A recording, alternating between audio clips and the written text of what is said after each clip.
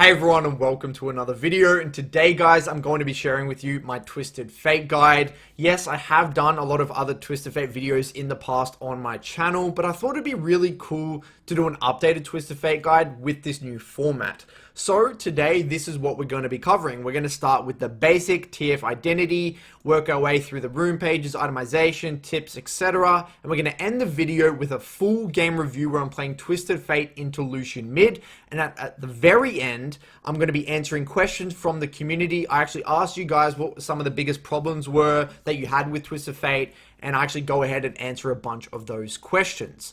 So I just want to quickly share with you guys a little bit about my Twisted Fate. So last season, in Season 9, Twisted Fate was my most played champion with a 58% win rate, which allowed me to finish around 700 LP Challenger. Now, in this season, it is again my most played champion, sitting around a 60% win rate. And now I'm sitting at around 540 LP Challenger. My OPGG is in the description if you're interested.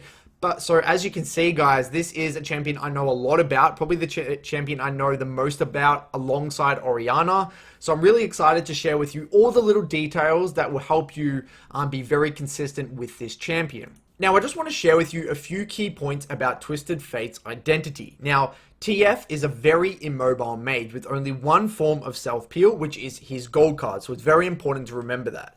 TF is also, first and foremost, a facilitator, not a 1v9 carry champion due to the lack of sustained damage within his kit. He's not a Cassiopeia, he's not an Azir, he's not a Victor, he's not a Yasuo, he is not a 1v9 carry champion. TF's ability to win games largely revolves around his ability to create man advantage fights, and this is generally done through either tempo advantages, resource management, or superior wave control. Also, farm numbers directly correlate with the chances of winning games as Twisted Fate. If I see your account and you have 6 or 5 CS per minute as Twisted Fate, I can guarantee you're not going to be climbing with this champion. Ideally, you have around 8 or more CS per minute. For me, I sit around 7-ish or 7.1, 7.2, which isn't that good. And that's actually probably the reason I'm sitting in low challenger and not high challenger. But this is actually largely due to his passive. Now lastly here, Twisted Fate's skill level scales directly with macro understanding, especially side lane awareness. So as your game understanding grows, both macro wise or just game sense wise or just overall game knowledge, you will find yourself having a lot more success with a champion like Twisted Fate because of his ability to abuse things like tempo advantages, abuse people getting caught out of position, things like that. So now we're going to go through all the differing rune pages. The first one off the block is the flexible rune page.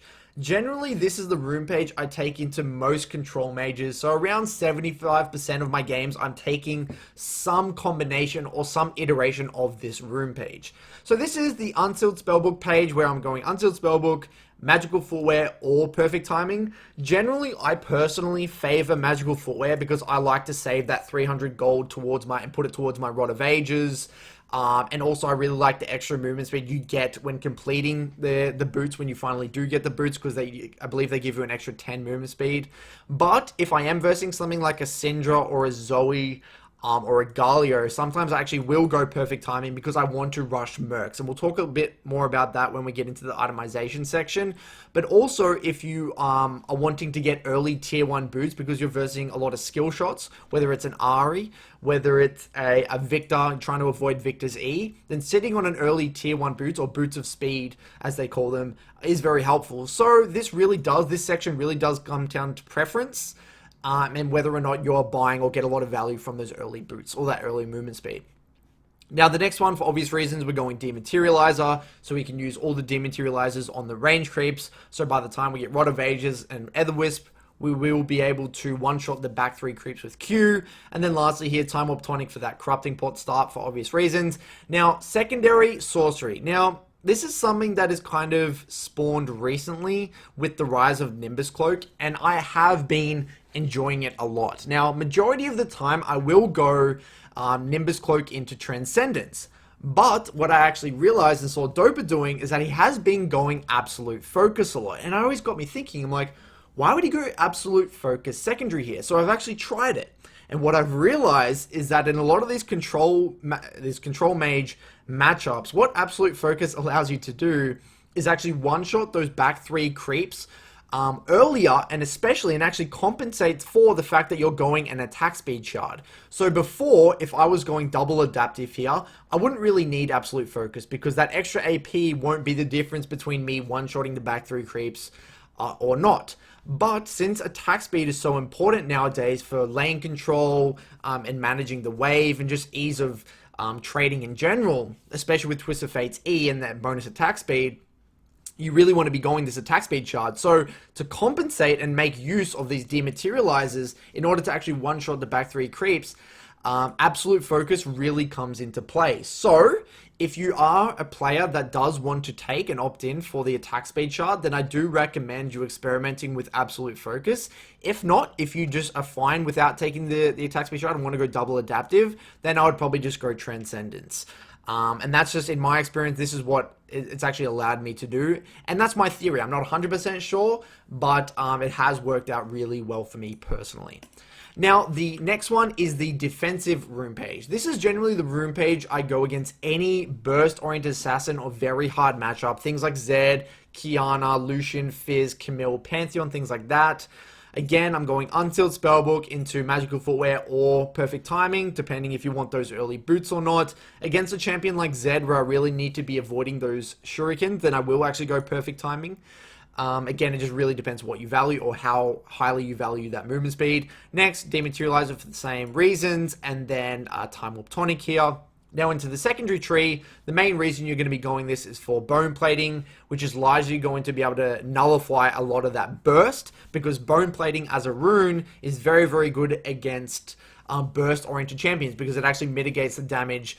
Not just the first, it's not really the first cast, it's the preceding damage after it's procced. So if you're versing a lot of poke damage, you'd go something like Second Wind, but because these are all burst-oriented champions, you get a lot of value from bone plating. And then you can also go Overgrowth here. I probably should have circled that if you don't feel comfortable with Demolish.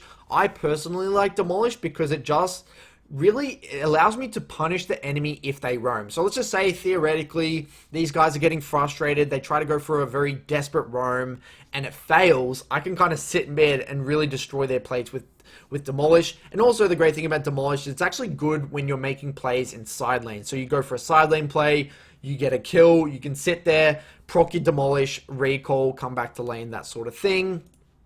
Now, down here, again, you can opt in for the attack speed or the adaptive force.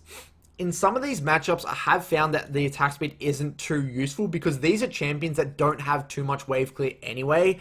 Unless you're versing something like a Lucian, in which you do really want to be thinning the wave a lot, then I probably do recommend just going double adaptive. Then this will also kind of allow you to wave clear much earlier with the Dematerializer as well. So you have to keep in mind, guys, if you are going this attack speed shard, it is going to significantly hurt your wave clear when, even when you do get Rod of Ages, because it's not going to allow you to one-shot those back 3 creeps.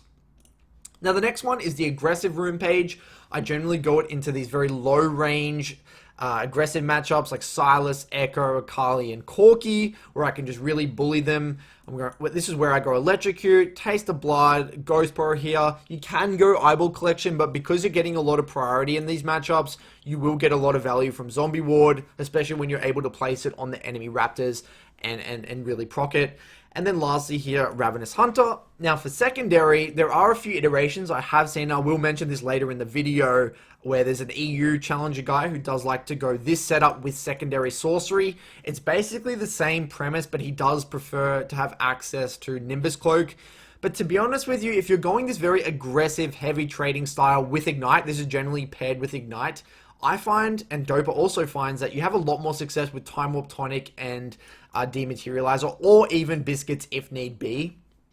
The reason being is because Time Warp Tonic and Corrupting Pot synergize very, very well with heavy trading matchups, because you're going to be able to get a lot more tempo over the enemy just by purely bullying him off the wave and getting a tempo reset. And because they're heavy trading, you need that access to the resources more immediately than you would otherwise with Doran's Ring. That's why I don't really understand about the EU Challenger guys. He goes this aggressive route, but then also goes Doran's Ring, and then heavy trades, and has to base early anyway, so it doesn't really make too much sense to me. So this is the one, and the one also Dopa prefers to do.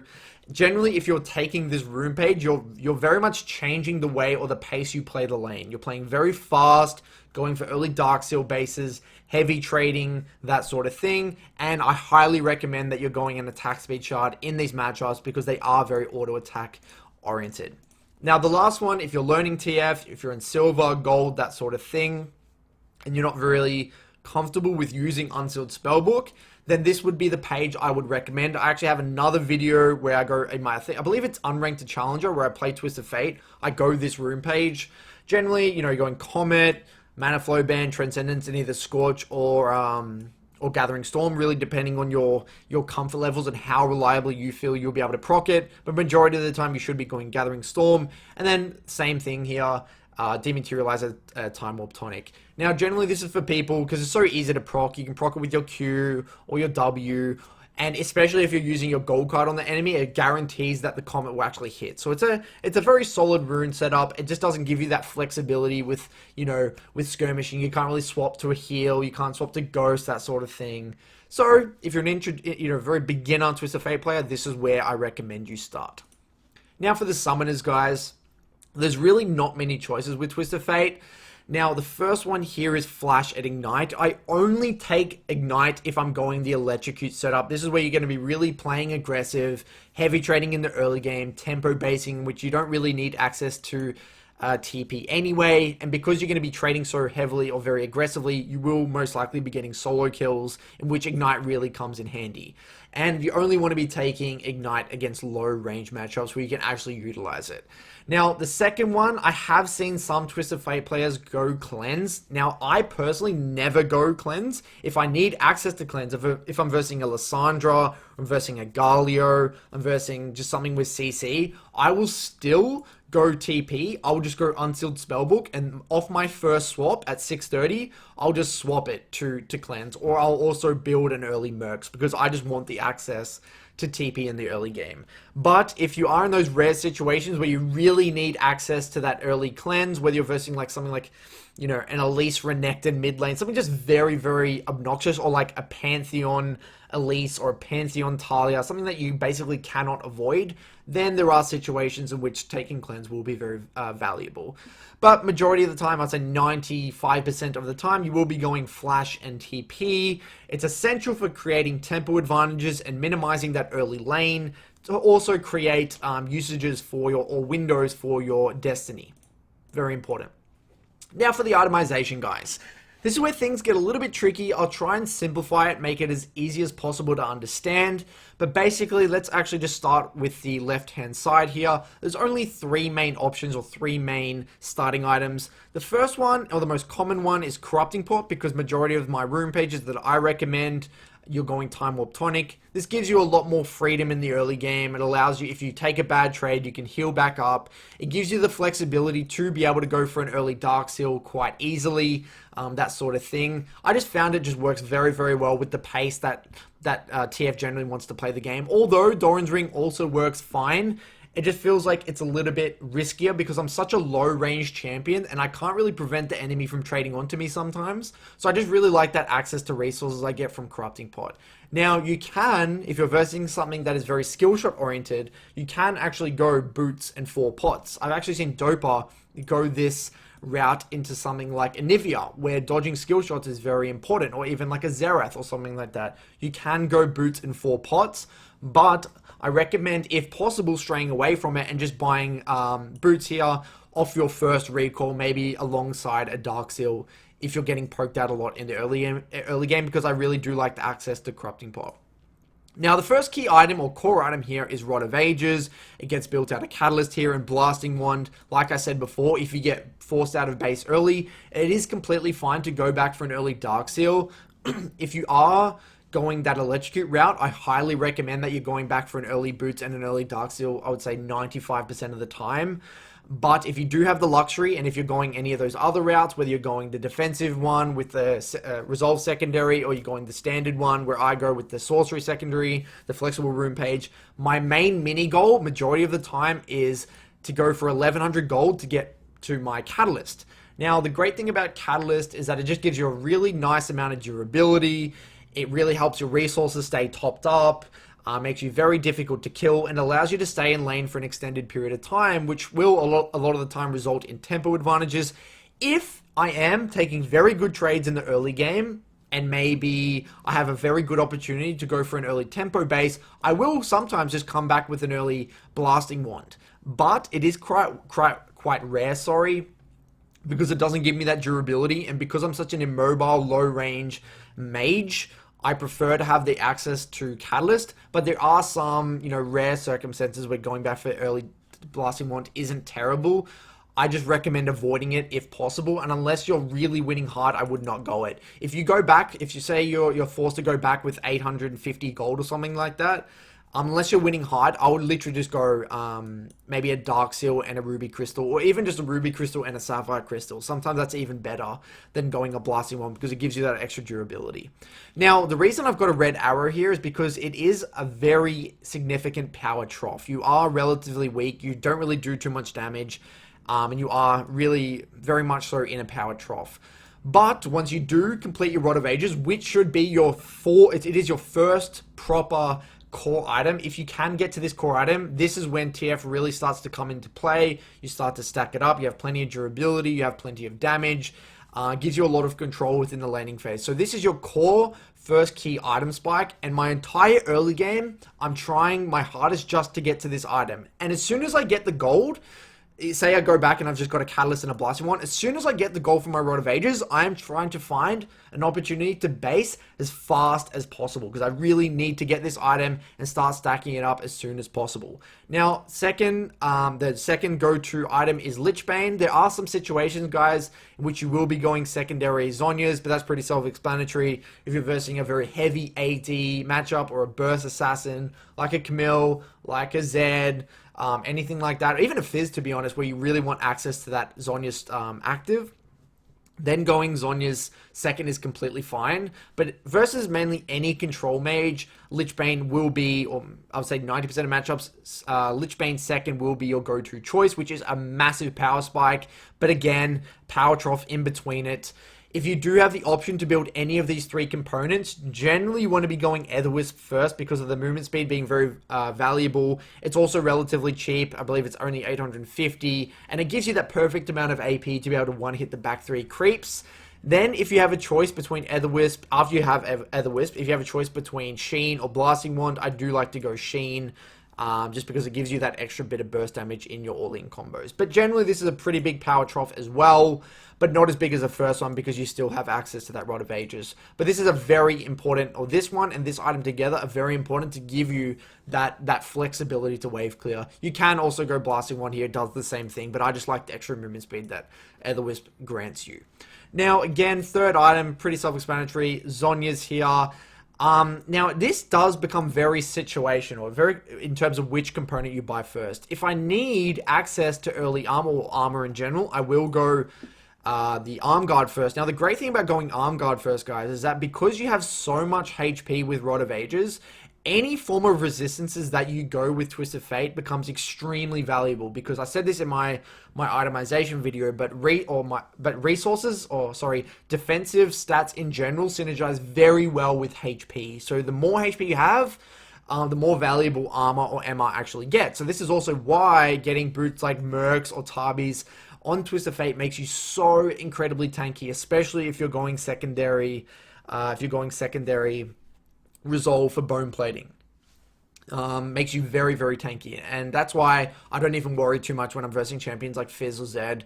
As soon as I get my Arm Guard and Rod of Ages, I'm literally never going to die. Or even just Catalyst and like a Tabis, or Catalyst and a Mercs, I'm just never going to die from that point onwards. But if a team fight is coming up immediately, I will actually just sit on the stopwatch, because then that gives me access, or the ability to be the main form of engage for my team. Then I can go for a very, backline-oriented engage, or just start the fight in general, stopwatch, nullify all those key forms of CC, and wait for my team to back me up. Then we can just one-shot someone and win the fight. But if I don't need the resistances, and I don't need the active from my stopwatch, I will go Fiendish Codex, because it does give me CDR, and CDR on Twist of Fate is very, very good because of how high his cooldowns are in general. And the way CDR works, obviously, you know, common sense, the higher your cooldowns are, the more value you will get from CDR. And then your third key item here will be Zhonya's. So I would say 99% of the time, these are my 3 items no matter what. Then as a 4th item, things get a little bit tricky. Now, for me personally, I am a massive fan of Rabadons as a 4th item. I know some people like Rapid Fire Cannon, some people go Zhonya's, that sort of thing. Oh, sorry, Void Staff, that sort of thing. But I just find the flat AP to be very, very valuable. And because Twist of Fate really doesn't do too much sustained damage, it feels like Void Staff is very low value. I will go Void Staff later as like a 6th item sometimes, but majority of the time I'm just going flat AP to play for that burst because I have no sustained damage. Void Staff just feels low value. Now, if I am versing a very high range composition, I'm versing things like Caitlyn, Lux, just very high range disengage oriented champions, this is where Rapid Fire Cannon really comes into play. So you actually see Dopa, a lot of Twisted Fate players go this as a 4th item over Rabadons when their job is just to get that stun card off. And because if they don't have Rapid Fire Cannon, they're going to find themselves never really going to be able to get that stun card off. So think of it like this. You're heading into mid to late game, you're versing a Caitlyn, you're versing like a Lux, you're versing an Anivia, you're versing very annoying, disengaged, CC heavy team comps. And you know you can't afford to just TP into the back line and get your stun off because you'll just get one shot. You'll get Caitlyn trapped, you'll get Anivia stunned, you'll get Bard stunned, you can't really afford to do that. So in these situations, you need to go for that long range stun, as whether it's a form of self-peel or lockdown or whatever reason. And without it, and the way you got to view it is without it, you're really not going to be able to get that stun off. So it is very situational. It does require a bit of game knowledge, game sense. It is a solid 4th item, but if you're an inexperienced Twist of Fate player, and again, you're just versing a standard, non-high range team composition, then I would only really get it as a 6th item, not a 5th item here. Was it 5th or 4th item, whatever? I wouldn't get it over Rabadons. Unless you really need it for that range. Now, the reason I actually put Magi's here, guys, is because Twist of Fate is a quite snowball-heavy champion. Now, if you do find yourself getting early 10 stacks on your Darksteel, you got it on a first base, you start snowballing, you have an obvious winning side, and you're versing a pretty low-threat composition, then Magi's can be a decent purchase. If you're interested more about Magi's as an item, I would highly recommend you refer back to my itemization guide. But as a premise, you really want 10 stacks of your Darksteel to make it a worthy investment in terms of upgrading it to Magi's. Now quickly, guys, for extra laning items, if I am versing a very heavy burst-oriented AP champion, or I need early access to Mercs, I will sit on an early Null Magic Mantle. Specifically, I do this versus champions like Anivia, versus Zoe. I used to do it versus Syndra, probably not so much anymore since the Q nerfs. Even versus Fizz, champions like Fizz who have a lot of burst damage, and I really want to survive that burst damage. Sitting on an early Null Magic Mantle just with the Catalyst will make you so incredibly tanky. Same premise for Cloth Armor, versing any burst-oriented AD champion. Sitting on an early Cloth Armor, even if you're not upgrading it or finishing it into a Seekers just yet, it is very valuable just to sit on it. So you're not, especially versus lethality users, very, very important. Now for boots, this is where things get a little bit interesting. So I just want to quickly, first of all, talk about Mercs. I did mention this a little bit before, but if I am versing things like Zoe, Anivia, things like that, I not only will rush tier 1 boots, I'll actually finish the Mercs a lot of the time before I get Rod of Ages. I'll actually get the Catalyst, and then I'll go into the Mercs, because a lot of the time you actually just can't survive, or you have to give so much pressure with both the movement speed and the tenacity. It really just does become problematic. If you are versing a champion like Ari, for example, you not only get value from the tenacity for minimizing the charm duration, you get value from the ability to minimize the whole entire burst combo, and you get value from the movement speed itself to dodge Ari's skill shots. So against a lot of those sorts of champions, these boots are incredibly valuable, and I will rush them even after Catalyst. Now, my favorite boot, something I've actually been converted to, is Ionian Boots of Lucidity. What I've realized with these boots is not only are they cheaper, They are very effective with Twisted Fate because he wants as much access as possible to his summoners, not only because he's a very immobile champion and very flash reliant, he's also going unsealed spellbook. So, you know, he's getting a lot of value from this Ionian boots. And a lot of the time you don't need, and the reason I actually highlighted these Sork boots in red is because I've just found that magic penetration on Twisted Fate overall feels like a very underwhelming stat. It feels like because Twisted Fate's not a 1v9 oriented champion, and I am more of just a facilitator, which is actually more of the same reason why I don't like void stuff as well. It's like, okay, I'm just going to build AP, and if they start to build MR, I'm just going to accept reality that I'm not really going to do much damage to them regardless, even if I have void or even if I have Sorks. Then at that point, if they stack MR, I'm just going to be a facilitator. I'm just going to be a peel bot. I'm just going to play for my AD carry or play for my attack damage oriented sources on my team, or only target the people who are not building MR, rather than just try to build MR and have no damage on the targets that have no, or have less damage on the targets that have no MR, if that makes sense. So it feels like a lot of the time I would rather the utility that the CDR will hear from, the summon spell CDR will give me, or I will prefer just the overall durability that Tarbis or Mercs will give me. And the last boots purchase here is Swifties. If you do get a lot of value from slows, there's a lot of slows on the enemy team, you're versing things like Karthus, a lot, or maybe glacial champions, things like that, then boots of swiftness really come into play. So if you have any questions about itemization in general, just send me a question below. I will answer it, because itemization should be relatively straightforward with a champion like Twisted Fate. Now, when I think of the most difficult matchups for Twisted Fate, these are the champions that really come to mind. Now, on the left-hand side here, we have the two control mages, Orianna and Azir, that give a lot of trouble to Twisted Fate. Azir is tricky because if Azir takes lethal tempo, he can just put the soldiers out very aggressively, or even Q forward if need be, proc that lethal tempo, and continuously auto down the wave, keep TF pinned under tower, make it really, really hard for TF to find an ultimate opportunity or even a tempo reset. And ideally, you just need your jungle to come to relieve pressure, blow a flash, that sort of thing. But if you're relying on your jungle, then you can't really say it's a good matchup, because a lot of the time, if your jungle's having to go to another lane, or the jungle just has no threat on a champion like Azir, then it can get very, very problematic. The only way to deal with these sorts of matchups is actually hope that they do take cleanse, in which you're going to have TP advantage, and then you can take a heavy trade, come back with TP, and you're going to have a brief opportunity to establish a bit of river control. Then you can aggressively lean to one side, aggressively contest the wave, and look for an opportunity to ult to your strong side.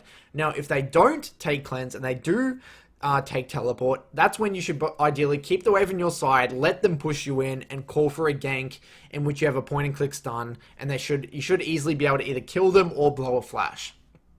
Now, Zoe is very tricky, because not because of her wave clear, but because of how much threat she consistently has onto you. She does a lot of damage. She's able to play very, very aggressively, just raw damage in the early game. She makes the lane very difficult for you. She can isolate the lane very well, because she can get pushed really whenever she wants. She can ward aggressively, isolate the lane, or even if a 2v2 happens, Zoe is very annoying to deal with, especially if she takes cleanse. This is more of just a stat check thing. She just stat checks you in the early game, and really makes your entire early lane a living hell. If you're in lower elo, then you're probably not going to experience that, but as you get to higher elos, very great Zoe players are annoying to deal with. Now you get these middle ones, Galio and Lucian. Lucian's really annoying just because of how strong his early laning phase is. I will actually go through a VOD today where I play Twisted Fate into Lucian. I tried to show a very tough matchup, so stay tuned for that. Galio, for obvious reasons, can just match your ultimate whenever he wants. He can match the wave clip relatively easy. He's better in 2v2s. He does your job. He basically does all the things you do, potentially even better. And I will talk about this matchup specifically later in the community Q&A, so I won't go too much of it right now. Now for Kassadin here, he isn't really a tough matchup, but the reason I did want to put it here is if you are a low elo TF player, whether you're in silver, whether you're in gold, or even like low plat, to be honest, it feels like those games get extended a lot. And Twisted Fate's not really a champion that can just solo kill or pressure Kassadin on his own. He really does require his jungle to come, generate kill threat, and capitalize on his point and click stun. And the junglers in that elo don't really understand that concept as well as they do in high elo, because in high elo, all you do is bounce the wave, you get the wave coming back to you, and then the junglers will come 90% of the time, in which you can easily set up a gank onto this guy. But post 6 in low elo, it feels like people are very uncoordinated, and Kassadin generally gets a free scale. That's why I kind of wanted to mention it here. Now, on the right-hand side here, we have Yasuo and Aurelia, both very annoying assassins that have a lot of early kill threat. If you're not incredibly careful with the way you use your W, you're not playing around the wind wall, or you're not playing around the stun of Aurelia, and you're not really actually understanding their kill threat at level 6, then you will really get yourself into sticky situations. So I wouldn't really say they're tough. They are tough. But if you are very good at Twisted Fate and understand the trading patterns, they can be quite manageable. But I did want to put them here because they are matchups that a lot of people struggle with. And I personally struggle with versus Aurelia, but not so much against Yasuo. So it is something that is different for each and every Twisted Fate player. Now, when you're in Champion Select as Twisted Fate, you can't just tunnel in on the 1v1. You need to be thinking about all the other variables across all the other roles when determining whether or not it is a good or bad Twisted Fate game. So for supports, these are the champions I look out for. Tahm, Rakan, Thresh, Bard, Morgana, all very annoying for differing reasons. Tahm for the eat makes it very difficult in terms of who you can and can't stun. Rakan just in terms of the level of engage plus self-peel for his team. If you stun card someone, Rakan can just ult and W through your whole team, make it really difficult for your team to follow up on that stun. Thresh for the lantern, Bard for the ultimate and self-peel and stun, Morgana for the actual bind. And Spell Shield. All of these are just very annoying and severely limit your options in terms of how often you can actually use your ultimate in the bot lane, and even outside that early initial ultimate, even just in mid game in general, if the team's grouped up, it can be very, very annoying. Now, keep in mind, guys, if you just see one of these champions, then it's not the end of the world. Yes, it's annoying, but it's very easily winnable. But if you're seeing multiple of these champions on the enemy team comp, that is when the game gets very, very hard to win as Twisted Fate. Like, if I see a Morgana, an Ornn, and an Olaf, like, I don't even want to play the game. Like, that is just going to be such an incredibly hard game to play or win with Twisted Fate. Yes, you might get an early lead, but in terms of actually translating that into a win, it'll be very, very difficult.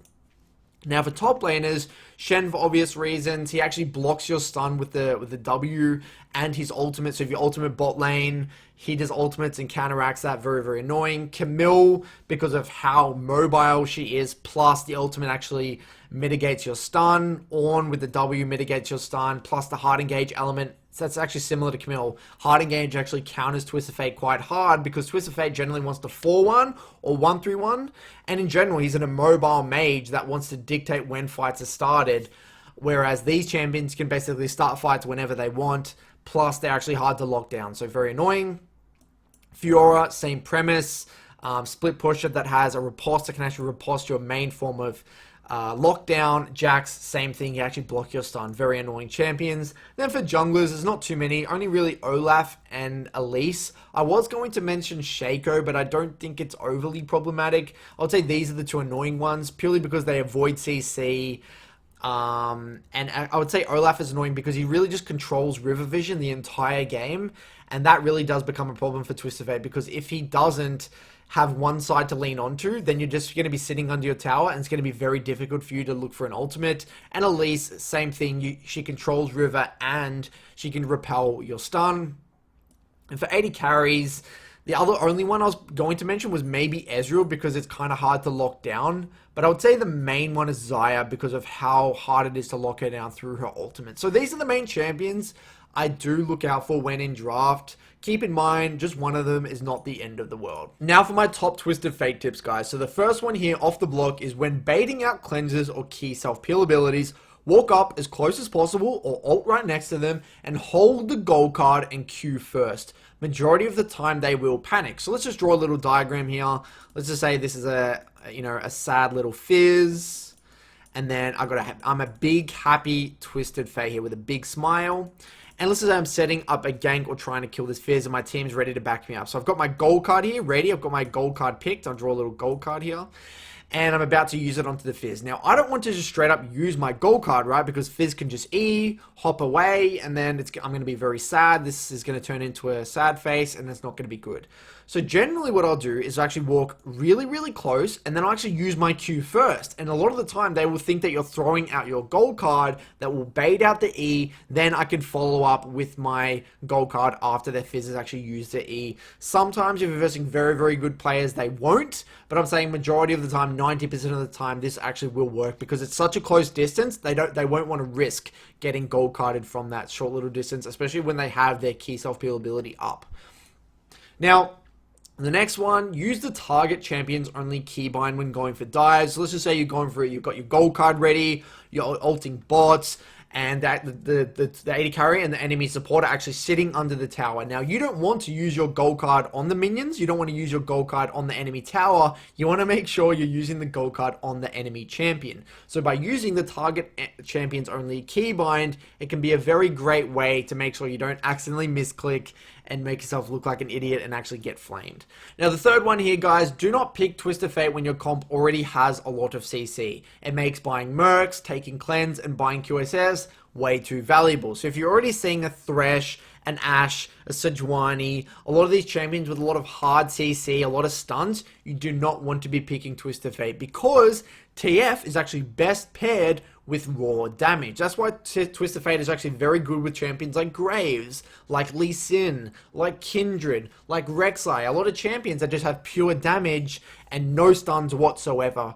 And that's actually the best situations in which you should be picking Twisted Fate. So please do not stack CC, guys. Now, the next point here, you should be actively proccing stack deck on the enemy as often as possible. Ideally, posturing as you're already auto-attacking. Now, what I've realized after watching a lot of different Twisted Fate players, both the high elo best ones in the world like Dopa, and conversely, the ones that I've coached in Platinum and Gold, a massive difference is their ability to use that empowered auto-attack with the stack deck passive.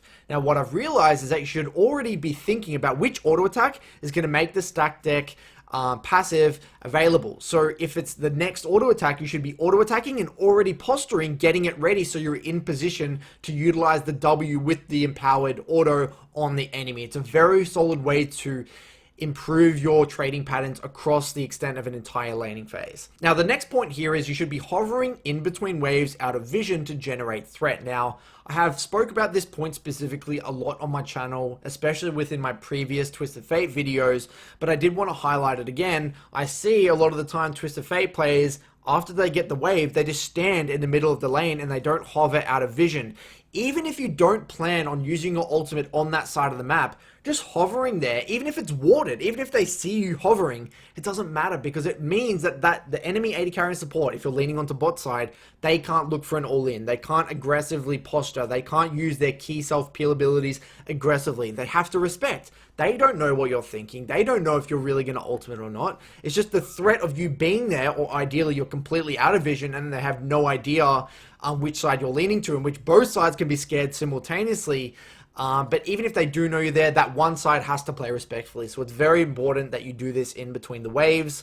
And the last point here, be aware of the difference between your W cooldown and the enemy key self-peel ability. This is actually the best way to counter Vlad. So you'll notice, and again, in a lot of these high cooldown matchups, whether it's Fizz E, whether it's ZW, whether it's Vlad W, if you use your gold card aggressively and force them to use it defensively, whether they're scared of getting ganked or they just don't want to take a full combo to the face, they will use it defensively. In that case, your W cooldown is going to be significantly lower than that key self-peel ability. So there's going to be a window there where you are going to have access to that gold card, and they're not going to have access to their key self-peel ability. So over time, whether you're doing your matchup spreadsheet or whether you're taking notes, you should know what the amount of seconds is in between those two abilities. Very, very important to understand. And another one is even just Yasuo. Getting the gold card out, using your gold card aggressively once to force the Yasuo to use his win wall, and then his win wall is going to be down for 30 seconds, but your W's on like an 8-second or 7-second cooldown, and then, you know, it's going to be a very large window for you to abuse. But if you never use it aggressively, and you never force them to use that key self-peel ability, then they're going to have access to it all the time, and then it's going to be very difficult. Some more tips here, guys. When wave clearing, try to use the Q on the wave as it's coming out so they're all in a line. line so your Q goes through all of them, and also try to use your red card on the cannon minion to maximize the AoE damage. Pretty straightforward stuff. Adapt your positioning after using W on the wave. Very, very, very important. Because your W is your only form of self-peel, if you're using your W on the wave, whether it's for mana with a blue card, or you're trying to thin the wave with a red card, or you're even trying to posture aggressively with a gold card, after you use it, there's going to be a window there where your W is down, where you have no self-peel. You're literally a sitting duck. You have no gap closes. You have the only way to get out is flash. So good players, as you get higher elo, as soon as they see you use your W on the wave, or at all, or even just use it or on a minion, whatever, they will punish you. They will look for a trade. So you need to adapt your positioning, respect a little bit while your W is down, and as it comes back up, then you can posture aggressively again. You must adapt when your W is on cooldown. Red card is your best friend for trades in lane, guys. It is AoE, so you can actually damage the enemy champion off of creeps, and it slows, preventing trading in response, and allows you to tether. So I would say 75% of the time, my trades in lane are done by red card, because not only am I thinning the wave and controlling the wave, I can damage the enemy in a very non-committal way, where I don't need to walk up super close. I can just sit back from a distance, AoE them down from a creep with that AoE damage. And if they try to trade in response, majority of the time they're going to be slowed, in which I can easily tether and just play off my W cooldown again. So it's a very, very important trading tool, and a lot of people tunnel in on either gold card for stun or gank setup, or blue card for most damage. Red card's beautiful because it does both. It has a decent amount of damage, and it has a bit of utility. So it's a very, and it's the most reliable one for damage. So it's very important that you utilize red cards within your laning phase. Walking up to the wave and auto-attacking while cycling through the cards allows you to thin the wave while maintaining threat for the longest period of time. This is a very, very important point, guys, if you really want to improve your laning phase as Twisted Fate. Very, very important. And I'm actually going to draw a little diagram to try and explain the point a little bit better. So let's just say there's a player here, give him a nice big smile, player 1, and I'm over here on player 2, I'm going to try give myself a big smile as well. And let's just say there's all these creeps here in the laning phase, all these creeps. Now, I want to thin this wave as much as I can, or manage the wave to prevent this guy from just bouncing the wave, or crashing it on the tower, or slow building, or whatever he's trying to do to me. So I want to find a way to be able to thin this wave safely and effectively. So if I walk up to the wave with my W and I just select a red card straight away, I don't flick through them at all, I just select a red card. What is this telling the enemy? It's telling the enemy is that, okay, well, this guy's not setting up a gank, otherwise he would have selected a gold card. He's not going for a crazy damage trade because he would just go for blue card. He's only going red card, so I can actually navigate around the minions. I can avoid that AoE damage. I know how to respond to this red card selection. It makes it very obvious what your intention is. You really want to thin the wave, or you want to maybe clip them with the AoE. So it's very, very obvious. If you walk up to the wave and just keep autoing while the card's actually cycling through, so it goes blue, red, gold, whatever it is, they don't know what you're doing. So, in the process of you autoing the wave with your attack speed chart, with your stack deck auto, that sort of thing, you're thinning the wave, they have to respect. They don't know if you're about to select a gold card. They don't know if you're about to select a blue card. They don't know what you're doing, so they have to respect.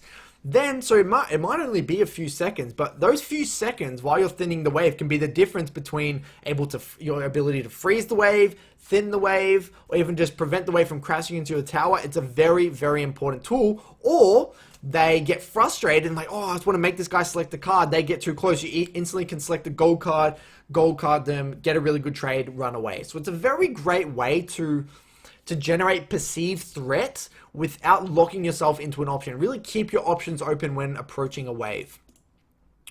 Now, the last point here, when versing control mages, pay attention to the mana of the opponent. One of TF's main advantages is access to mana regen, because not many champions in the game can actually just regen their mana. So if the enemy spams abilities, you can actually use this tool of getting yourself mana to naturally extend the laning phase. This is actually how a lot of the time I get to complete my mini game of 1100 gold, is I'm just constantly using blue cards. They're trying to match my wave clear. I'm actually doing a lot of red cards, with the odd blue card to top my mana.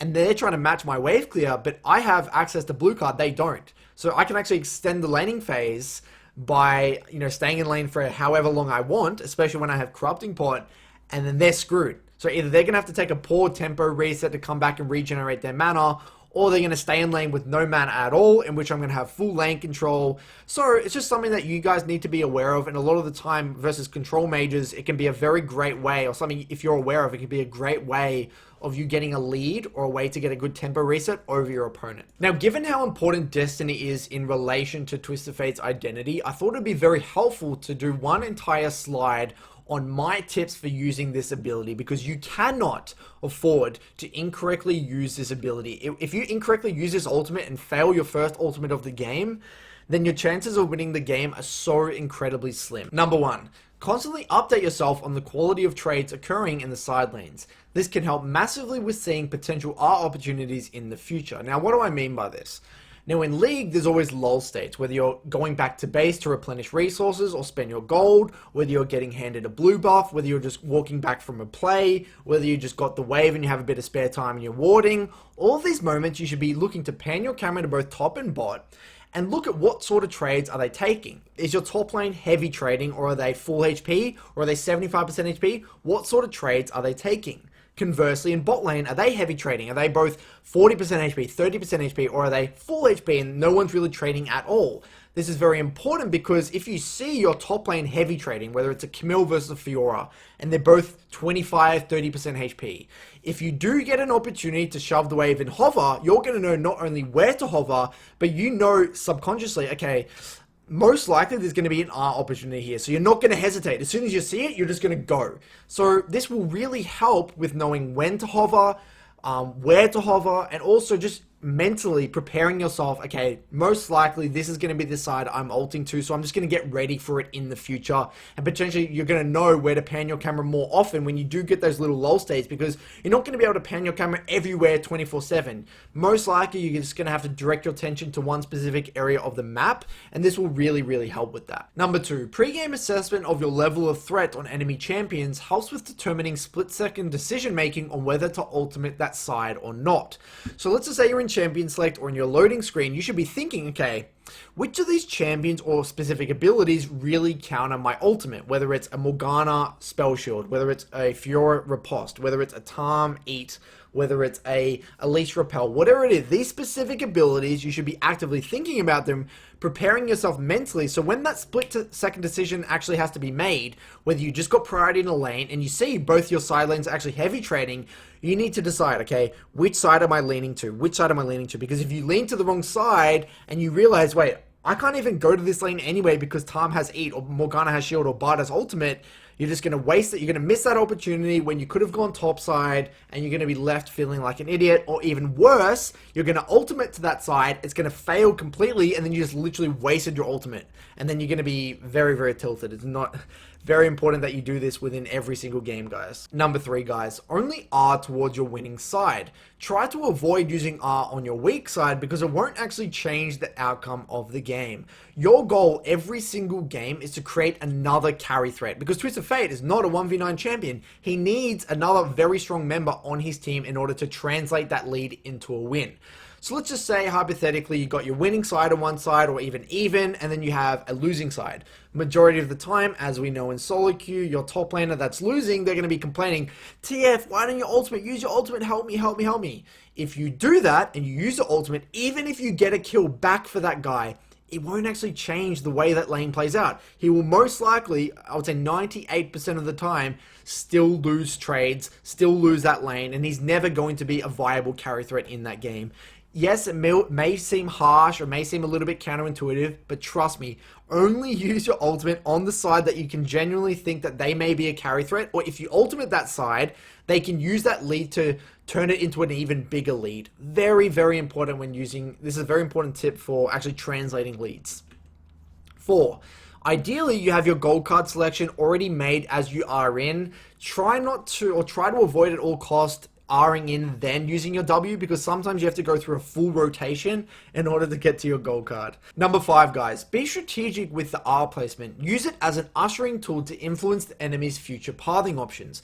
don't just view Destiny in the sense that this is where I'm going to go and that's all that matters. You should be also thinking, okay, if I use my ultimate in this specific location, where can the enemy possibly go? Because sometimes you're not going to be strong enough to burst or finish off that enemy, and you need your team to help you clean them up on the back end. So if I ultimate in this location, they can't run past me, but that means that they have to go that direction, which means my team can clean them up on the back end. So view it sometimes as an ushering tool, and I do this a lot in mid game when I'm making picks and I know they don't have flash. If I cut off a certain choke point, they have to run into my team, or maybe they can only flash back into my team's location, that sort of thing. So it is a little bit esoteric and it is a little bit weird, but it is something, as you get a bit more Twisted Fate mastery, you'll really come to understand. Now for some tips for when you guys come up against control mages like Orianna, Cassio, Ryze, Syndra, Azir, etc. The first one. In these matchups, you should struggle to win 1v1 trades, so your job is to minimize the entire early lane buy, utilizing your red card to thin waves, abusing your Time Warp Tonic and Corrupting Pot to tempo reset for either early Dark Seals or Boots of Speed if need be, or even Mercs, and by abusing your TP advantage. Now, you most likely will have TP advantage because Twisted Fate has a point-and-click stun, which means he has very, very reliable gank threat and gank setup. So a lot of these champions don't want to be blowing their flash, and they don't want to be dying in the early game because then you can snowball very, very easily. So a lot of the time, they will be taking cleanse. And in that case, if they have cleanse and you have TP, you can heavy trade, blow all of your corrupting pots, force them to blow all their corrupting pots, or even both their 2 pots if they started Doran's Ring, coming back with TP, establishing a bit of vision with your early Dark Seal, and really pushing the pace of the game. And that is completely fine for Twisted Fate. It's a very, very viable way of winning, or at least minimizing the early lane versus these lane bully control mages. Now, if they do take TP and they disregard the fact that you have a point and click stun and they don't have cleanse, then what you should be doing is playing it a little bit slower, keeping the wave outside your tower, defensively pinking and communicating with your jungler that there's a lot of gank setup and that you can easily blow the flash, if not kill the control mage that you are versing. Number 2, once the early lane has been minimized and you are at Catalyst and level 6, focus on farm and continuously scanning for potential side lane plays, ideally towards the side that is winning trades like I referred to in my previous slide. Or if there's no gank threat in either side, maybe you're versing, it's a double tank top lane matchup in which you can't really influence that lane, bots playing very, very slow and there's really not that much kill threat in that lane either, then I would defensively pink and actually keep the wave on my side and continually generate kill threat onto my opposing laner with my gold card and communicate that with my jungler. Number 3, guys, aim to establish river control to generate gank threat with gold cards. Use this perceived threat to contest the wave and use your offense as your defense, ideally with stack deck blue cards or red cards. Now, what do I mean by this? Now, let's just say hypothetically you're playing Twisted Fate into Orianna, and you have TP and they have cleanse. So you heavy trade, you TP back, they also have to recall. So as you're getting the wave mid after your TP, they are still coming out of base, potentially replenishing their resources. Now, in your inventory, you also got a pink. So you get the wave out, you lean into bot side river, let's just say your blue side, hypothetically. You lean into the blue side bot river, and you chuck a pink in the dot bush, and then maybe you chuck your vision trinket over that little ledge there. You come back to lane, and the Orianna's back here with you as the next wave is actually crashing. Now, what actually happens is now Orianna's thinking, well, holy moly, I have no river control. TF has a point and click a gold card, and yes, I have cleanse, but I still need to be careful. I can't really play super aggressive onto this Twisted Fate, and I can't really bully this guy under tower because I'm scared if Rek'Sai or this Twisted Fate's jungle is just sitting in the river waiting for me to push up aggressively. So what happens is that the Twisted Fate is able to heavily lean onto his warded side and aggressively contest the wave, knowing that Orianna really can't bully or really can't push too deep into the lane without overextending himself or without making herself really vulnerable to ganks. So this is what I mean by perceived threat. It's the lack of vision that the enemy has, and the fact that you have a gold card, and it's even better if they don't have cleanse, that actually allows you to contest the wave, and your offense or this perceived threat is your defense because they can't use their abilities very aggressively onto you. And it's even better in terms of Syndra, in terms of Vlad, in terms of Azir, where they can't use, Azir can't E into you, Vlad can't use W aggressively, and Syndra can't use E aggressively rather than Orianna, because Orianna's actually kind of non-committal.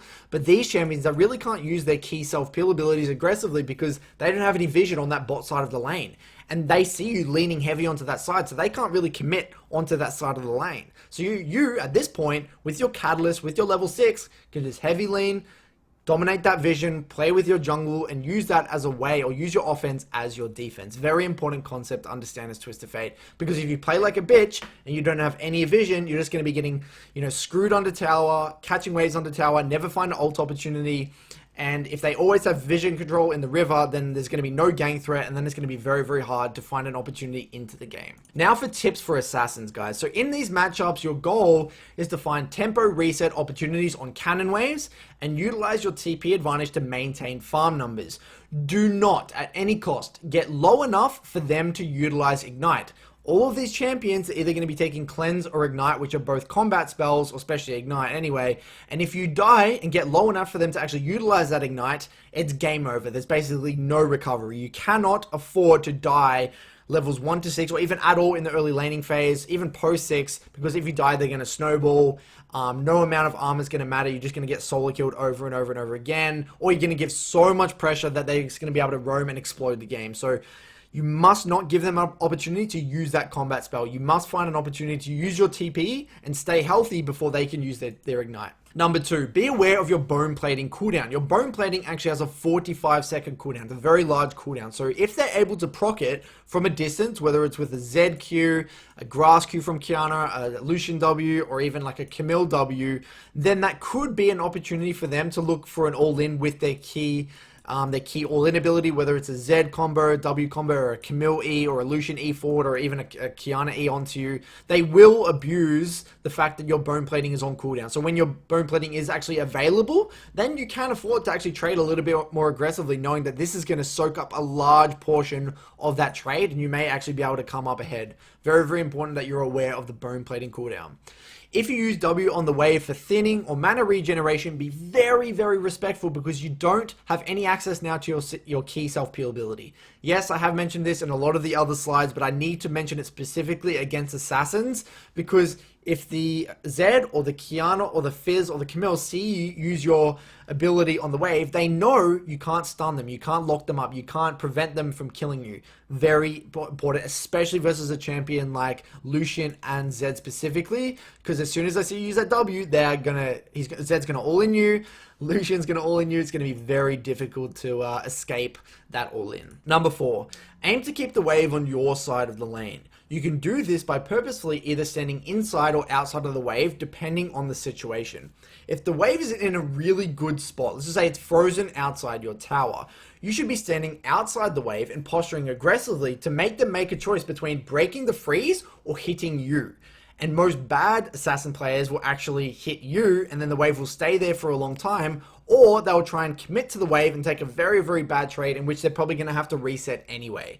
Then conversely, if the wave's actually pushing out and it looks like it's going to be frozen on their side, in which it's going to be very, very difficult for you to not get chased down the long lane, you should be standing in the middle of the wave and looking for a trade onto them, hopefully eliciting a response in which they're going to hit you and the wave, hopefully thinning the wave in the same process and then pushing it back to you, which can really, really help you manage the wave's location.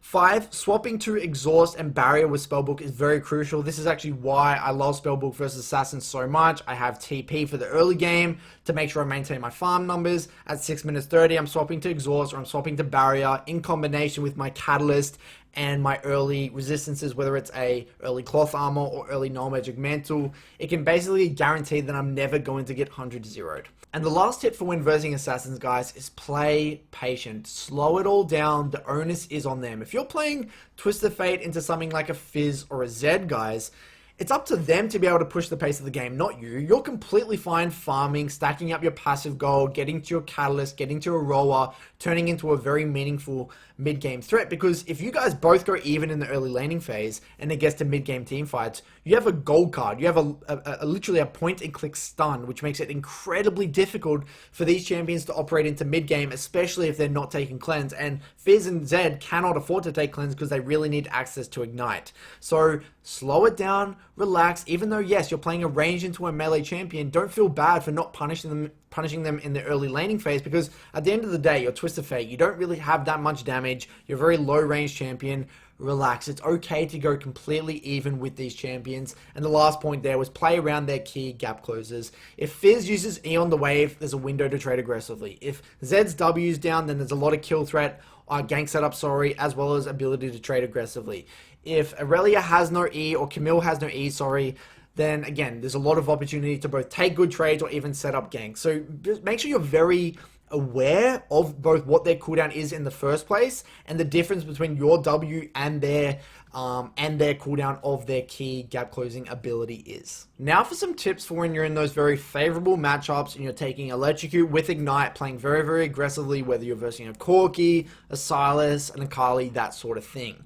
Number one, ideally you are pushing or keeping the wave in the middle, auto-attacking as much as possible, constantly looking to make your stack deck and powered auto available as much as you can, aiming to use it on the enemy off cooldown.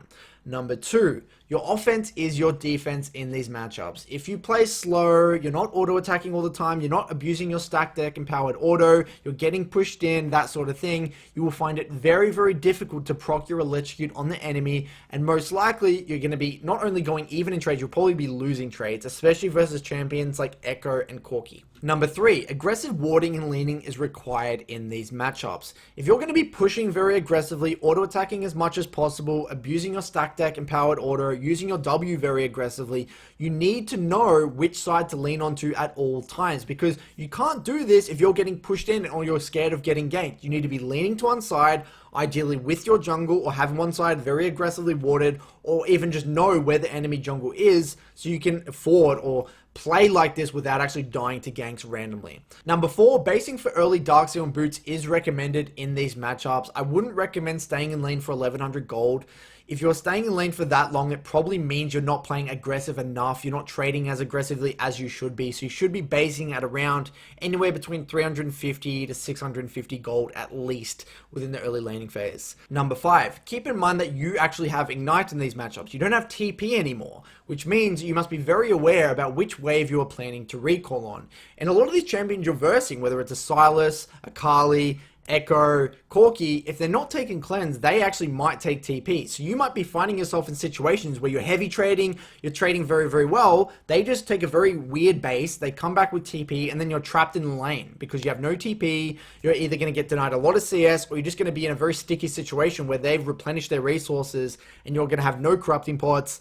And then, who knows what can happen at that point. So make sure you're thinking about when exactly you're going to recall, ideally on the wave before the cannon wave spawns. And the last tip here, guys, you still must be very aware of your W cooldown. If you are using your W on the wave, whether you're trying to get poke with the AoE with the red card, whether you're trying to replenish your mana or whatever you're trying to do, if you're not careful about your W being off cooldown, or on cooldown, you can get yourself into very sticky situations, whether you're getting ganked or even just getting all in. If you're versing a Kali, yes, you may have been able to bully a Kali a lot pre-6, but then if a Kali sees you use a red card or blue card on the wave, a Kali can just ult you and maybe chase you down the long lane, since most likely you're going to be pushing into the Akali anyway, so you must be very, very, very careful. Now the last little note here, guys, notice how just on the right hand side I said note, your R gives true vision to Akali, which means in team fights, I actually like to just use my R just for the sake of self-peel for my team and actually make Akali's Shroud completely useless. So even if you just go even in the laning phase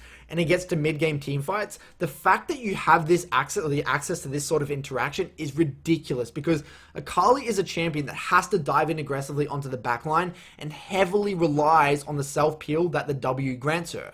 So this alone can literally make you win team fights. So it's very important to understand this as an interaction, and don't tunnel on your R as just a, as a TPing to side lane tool. You can actually use it just for self-peel in team fights and just winning the front to back, those front to back skirmishes. Now for some mid to late game Twisted Fate tips. So remember, your role within each game differs, and it's largely dependent on your team's composition. Twisted Fate is a very flexible champion. He can be a front-to-back stun bot, he can be a one-shot diver, or he can even be a split-pushing nuisance. Your job is to identify how your team plays fights and complement them, whether it's diving with your Camille and Jarvan, or whether it's peeling your Fed Jinx, or whether it's playing the split push with your Siege composition. It really depends on what champions are on your team. Now, there's no way I'm going to be able to translate this information in one video. This is something that will come with time. Also, by watching my content, I have a lot of videos on mid to late game macro, when to split, win conditions, that sort of thing. That's really covered in all those videos, but hopefully it's more like the mindset I'm trying to get across with this point is that I don't want you to think that I can only split push, or I can only dive the backline, or I can only, be a front to back champion. It really depends game to game, and this is where you got to get into the review and look at that mid game team fight where you ask yourself, and you got to ask yourself, was this the right decision? Should I have just never been here? Could I have actually played this fight differently? Should I have backed up my jungle? Should I have peeled my AD carry? This sort of thing. So the second point here, guys, don't feel the need to compensate. There will be times where you have true losing side lanes, but it's better to be patient, maintain farm numbers, and wait for the perfect opportunity.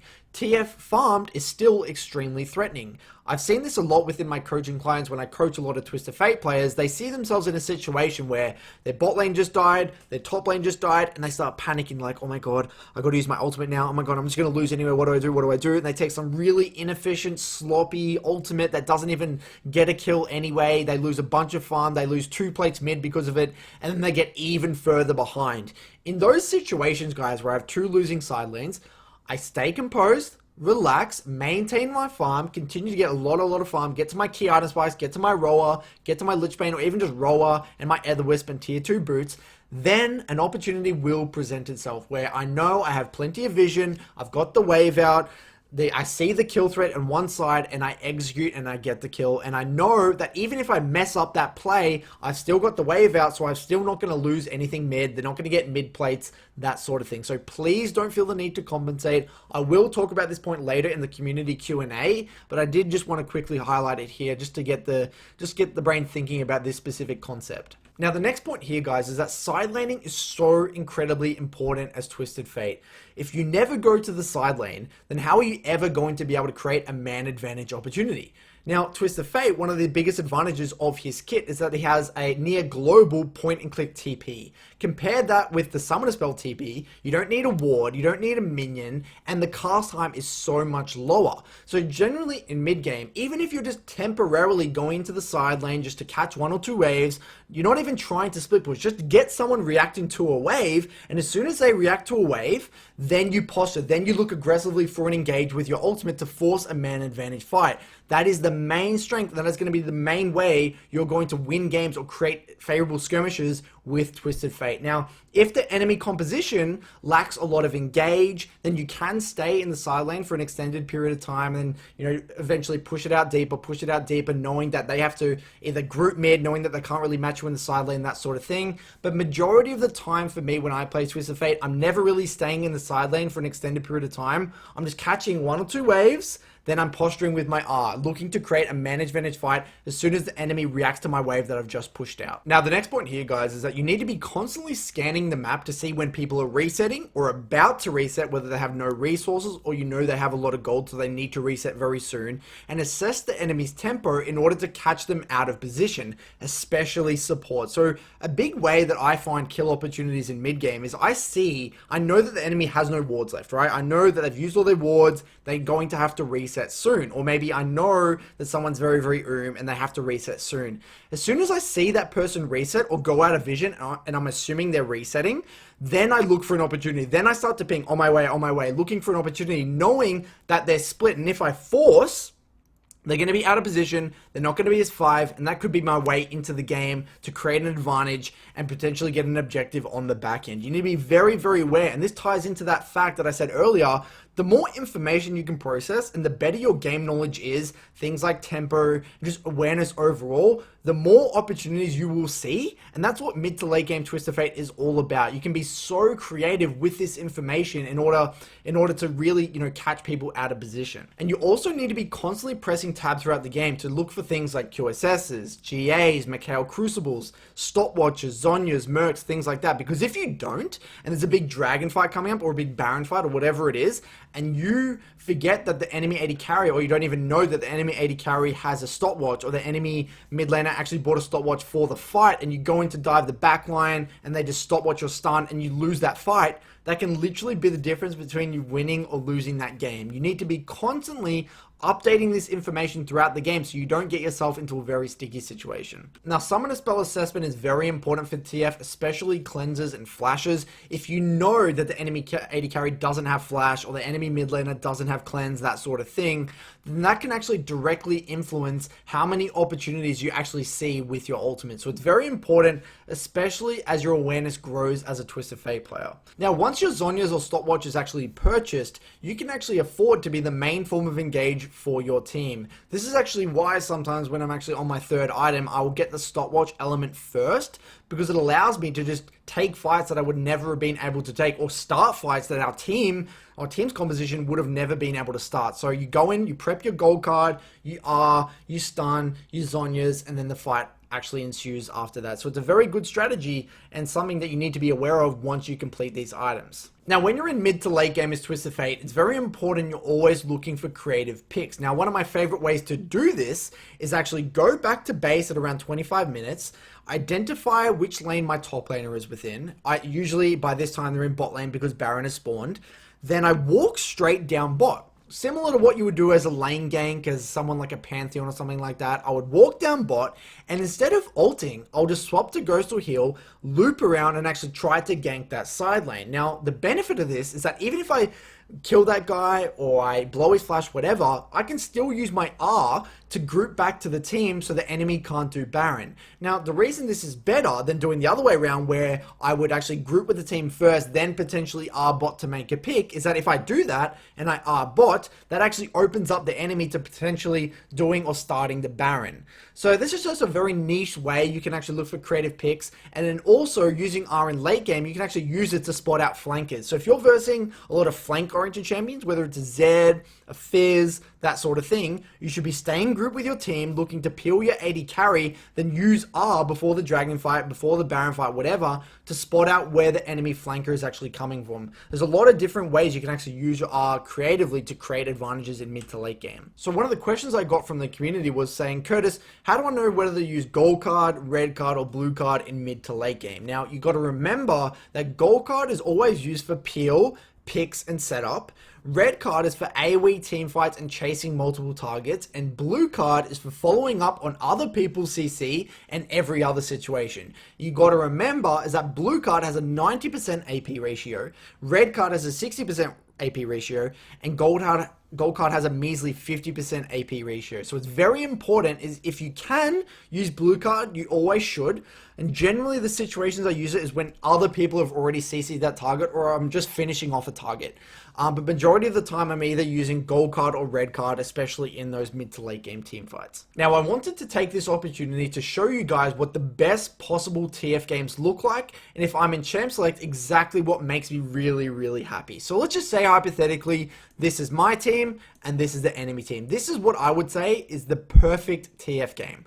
So in top lane, I look for ideally heavy trading snowball oriented matchups. So things like Camille versus Aurelia, where it's very melee versus melee, heavy trading, very snowball oriented. Things like Camille versus Jax, Fiora versus Camille, Renekton versus Fiora, very snowball oriented melee versus melee, heavy trading matchups. I love this because Twisted Fate can actually influence this matchup better than any other mid laner, and I know if I get one kill for my top laner, the game absolutely explodes. And the great thing about this matchup is that because they're a melee versus melee, they have to commit aggressively in order to get pressure in the lane or even get minions. They can't just sit back and relax and farm minions. They need to get into the action to even just farm minions. So I know at some point the enemy top laner is going to have to posture aggressively, in which I can look to punish with my ultimate, with my gold card, that sort of thing.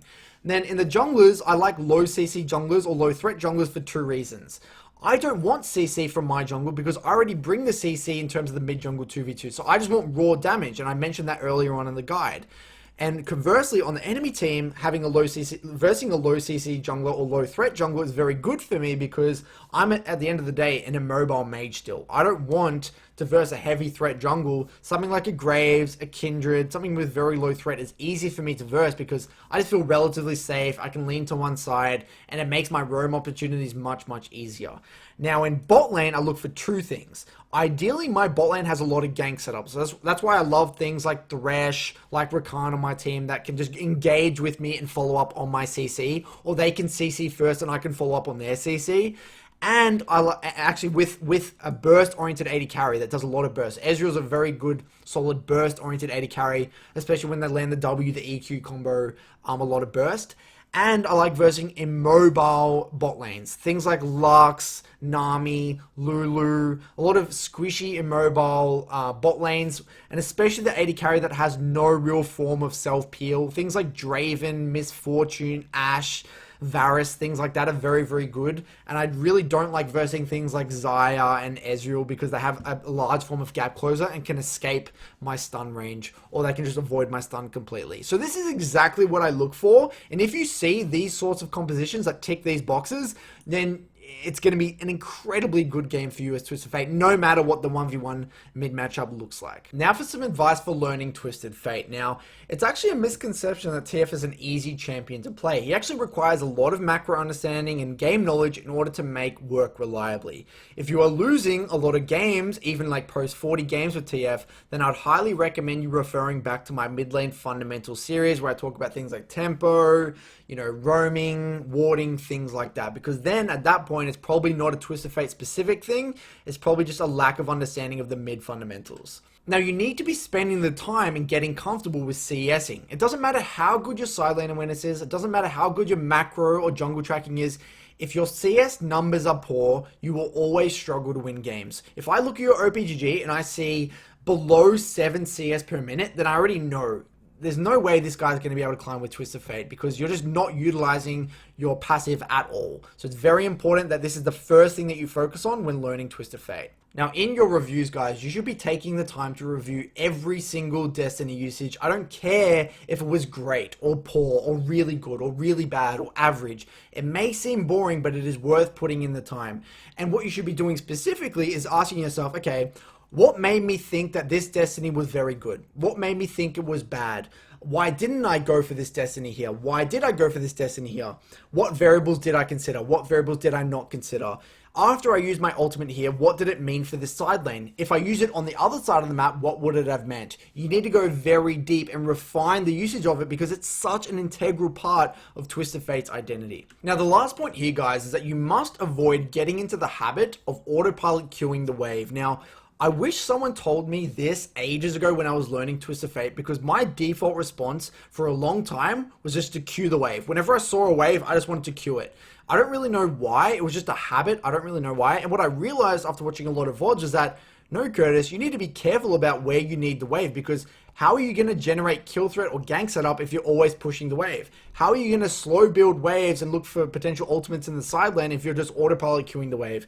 It really got me into a lot of sticky situations, and because Twisted Fate is such an immobile, volatile control mage with such great gank setup, I just found myself not really being able to utilize the strength of my kit and just find myself either dying to ganks, never finding opportunities to use my ultimate, always getting the wave frozen on the enemy side, just very sticky situations. So please make sure you're getting into the VOD review, always asking yourself, why did I do this with the wave? And yes, this is a very high skill cap thing and it will take a long time to really learn, but you might as well start now. It's a long-term process and it will really add a lot of reliability to your games as Twisted Fate. Now, before we get into the gameplay, guys, I want to share with you what I believe to be the most common TF mistakes that I've seen across my past few months of TF coaching sessions across all ranks, whether you're diamond, gold, platinum, whatever. Generally, you're doing either one of the following mistakes. Now, the first one, not cycling through cards long enough to buy time to auto attack the wave, or just using W way too early in general, failing to understand the perceived threat of access to W. So there's a few things that you need to understand here. The first one, just because the wave is actually approaching and coming, you don't always need to use W. A lot of the time, if you just don't use W at all, then the enemy has to respect. They have to think, well, why isn't he using W? He has access to his W then I can't use my key gap closing ability because he can just pull a gold card. I don't know if he's setting up for a gank. I don't know what he's trying to do.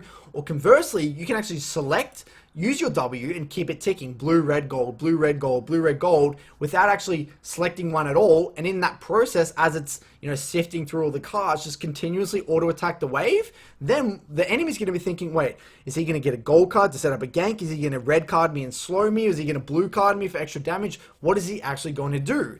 During this whole time where he's thinking or overthinking or worrying about what card you're going to pull, you've just already thinned half the wave, and then by the time he decides, you can just pull a gold card and just peel him off, or you can select a red card, AoE slow and run away, or he's just too scared, he's actually just respecting too much, in which you can just blue card the wave and just chill and do whatever you need to do. So it's very important you just don't instantly select a card as you walk into lane, because that will just minimize the amount of threat you have in the lane, and you're basically not abusing this concept of perceived threat at all. So the second one here, guys, sitting in lane for extended periods of time without thinking about which wave they are planning to recall on. So given most Twisted Fates are taking TP, and the enemy most likely isn't going to have TP because they most likely have to take cleanse, you are going to be able to tempo reset whenever you want and actually lock the enemy in lane. So if you're not thinking about how you're going to do this, whether you're going to slow build a wave into reset, whether you're going to hard push into reset, whether you're going to base before a cannon or on a cannon wave, whatever you're planning to do,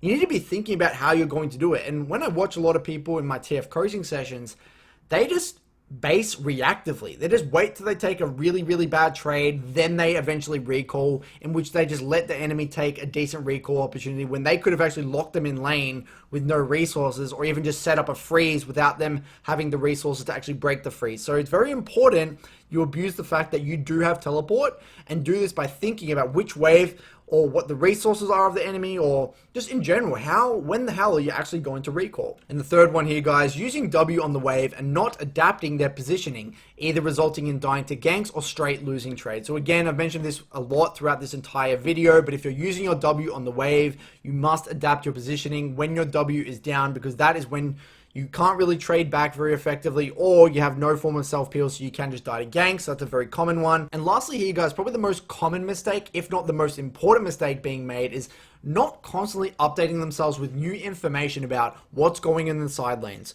who is strong, who is weak, what are the quality of the trades like, are they trading very aggressively and very heavy, or are they actually staying full HP and playing like a bitch? What are the actual win conditions in the game? What side do you need to get ahead in order to win this game? And especially during the lull stage, you need to be assessing this information while you're getting handed off blue, while you're coming back off a recall, in between waves, as you're buying items, whatever it is. Use the lull stage to assess this information. And generally, how I know they're not, or with the guys I coach, why I know they're not assessing this information, it's generally manifested through poor Destiny usage. So I see a very bad ultimate, and then I go back a minute or a minute 30 and ask them this question. What information were you actually considering? How did you know where to use ultimate in this game? Or were you just going it off a whim, just randomly just using it, hoping or praying that it would work? And generally, 98% of the time, they didn't think any of this information. They were just hoping that it would work, or just waiting for that one random moment and not really being calculated. So it's very important, guys. You're increasing the chances or the likelihood of that ultimate being successful with constantly assessing this sort of information. So hopefully, guys, you now are more aware of some common mistakes and know the steps in order to fix these common TF mistakes, guys. So for today's full game review, guys, we're going to be covering a game in which I played Twisted Fate into Lucian mid, which is a very tricky matchup. Now, I got a lot of feedback from you guys in the community saying things like, Curtis, can you please show us a VOD where you're versing a lane bully? Something like an Orianna or an Azir or a Lucian mid, in which you're getting pushed under tower, you're finding it hard to find ultimate opportunities, and you really just either need your jungler to come or you need to do something creatively to get back into the game.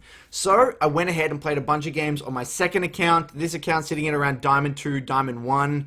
This actually has pretty good MMR though, so I'm actually versing a Grandmaster mid lane, Master jungle, Grandmaster top. So it's, I'd say it's a Master tier average game, which is not super high elo, but it's a relatively nice elo to play games within.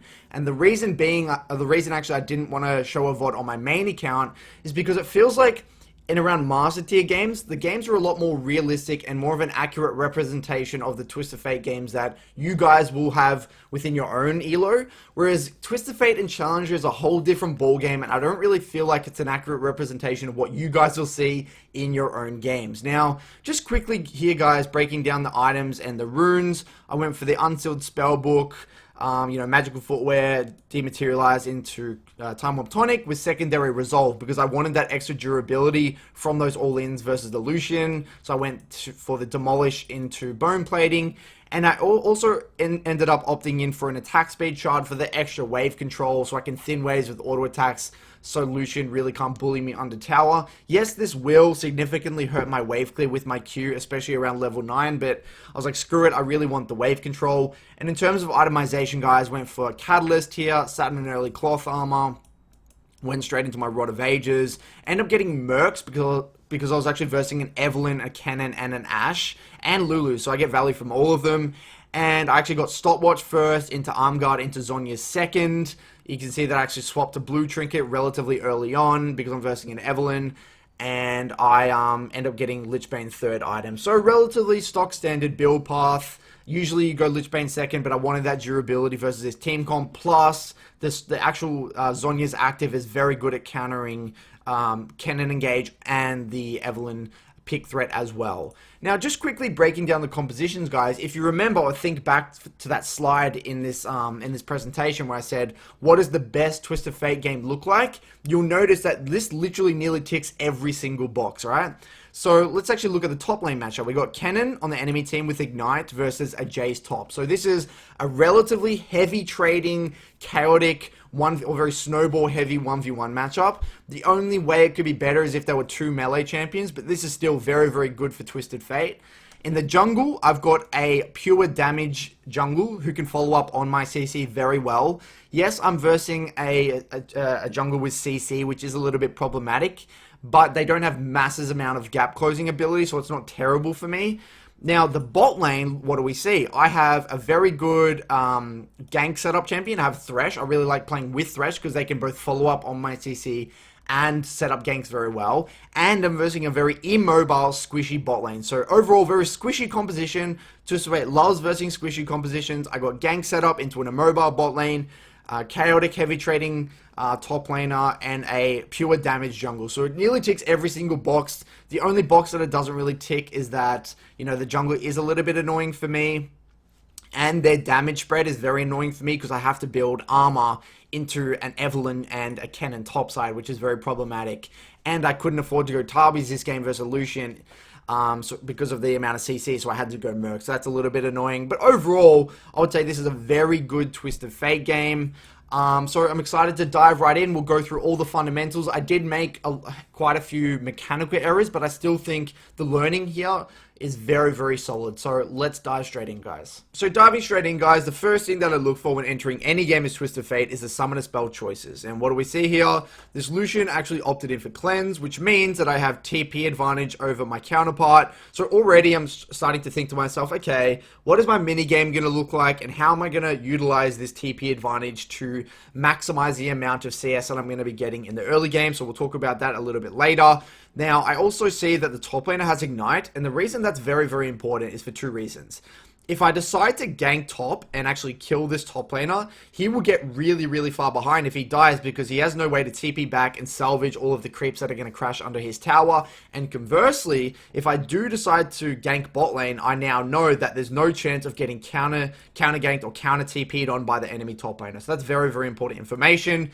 Now, also, this Ashe did not opt in for Cleanse, which is surprising given that she is versing, a Jhin, a Thresh, and a Twisted Fate, all three champions with a form of hard CC. So that's also very good for me. So it is important to see if the bot lane also opts in for Cleanse, and which they didn't. So this is looking very, very good for me. Yes, I won't be able to kill Lucian in the early portion of this lane, especially with Graves having not much threat on a champion like Lucian. But I'm not really fussed with that. I'm okay. I'm going to minimize this entire early laning phase and complete my first minigame. So already I'm thinking in my mind, my first minigame is I want to get to 1100 gold. Now, you may ask, why 1100 gold? Why are you aiming for Catalyst in this lane? Whenever I'm versing any form of lane bully or assassin, something like a Zed, Fizz, any of those champions, or even like a Lucian or a Zero, things like that, I really try to aim for something like a Catalyst. Now, the reason Catalyst is so effective is because it gives me a ridiculous amount of durability. And at that point, if I can get to my Catalyst, I know that no matter what onslaught I'm facing or how aggressive the enemy is posturing in the lane, I know that I can always stay healthy enough to survive, whether it's an all-in or just really aggressive trades or even just ganks. I just know that I'm going to have enough resources to be able to survive it. Especially in combination if I have enough gold to buy an early cloth armor or an early null magic mantle, it makes my second base even more effective because, again, resistances are very, very effective with HP. So that's what my line of thought is right now. So Lucian walks past the wave here, and my response is just a gold card because I know that he's going to take a lot of aggro from my creep. So it ends up being a somewhat, not the most amazing trade, but not terrible.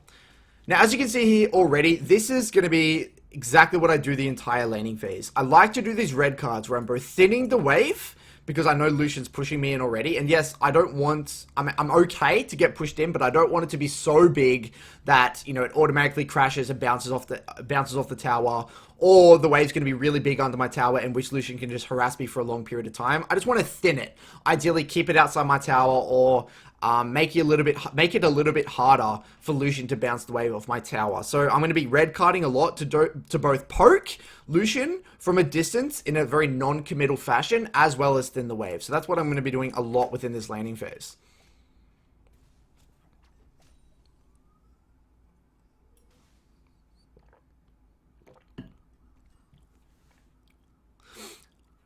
Look at that, guys. Already, what are we seeing here? See how I'm flicking through the cards? Very, very important. And yes, I am going to pause a lot within the first 5 minutes of this VOD, just because there's a lot of lane fundamentals. Once the lane fundamentals are mentioned, then I'll let the VOD just play through. But remember what I said before, guys, about flicking through cards? This is exactly what it looks like. So I don't just select my blue card or red card or gold card. I walk up and I'm just auto-attacking the wave. And then eventually, when I know that I want to go for a red card, I select the red card, and look how much I'm respecting. I'm sitting all the way back here knowing that, yes, Lucian's level 2, but I don't want to go for a trade when my W is down. Again, this is all just lane fundamentals of Twisted Fate, guys. So I'm just trying to thin the wave as much as I can. I take E second. Now, I've actually been a massive fan of E second recently because, okay, one thing, especially if you're going one attack speed shard, the bonus attack speed, just the way the E interacts, it just feels like the attack speed I get gives me a lot more lane control. And also in combination with the stack deck empowered auto attack in combination with the W on the enemy does a lot of damage, and it's a lot more reliable damage than the Q, because the Q is quite hard to hit on the enemy. So if a level 2 trade does happen, I feel a lot more comfortable with the empowered auto from the stack deck, but mainly for the attack speed. That's the main reason. So Lucian is doing a very good job of hitting those Qs onto me. Whether I'm walking into them or not, I don't know, but it's quite annoying here. So I'm trying to CS under tower, and I'm missing a lot of them, which is not good. I don't know why oh man, this is embarrassing. Missing a lot of CS here. Okay, so Lucian looks like he warded topside. As you can see, this early lane is quite problematic. I've already kind of used 2 corrupting pots, so I'm actually consciously thinking of that. In my mind, I'm thinking, all right, Curtis, you need to calm down this lane a little bit more. You've already used 2 corrupting pots, and you're only on 500 gold. You have to still get another 600 gold if you want to get your desired base. So I remember actively thinking in this game, Curtis, just calm it down, ration out your resources a little bit better, make sure you're dodging those Qs, that sort of thing.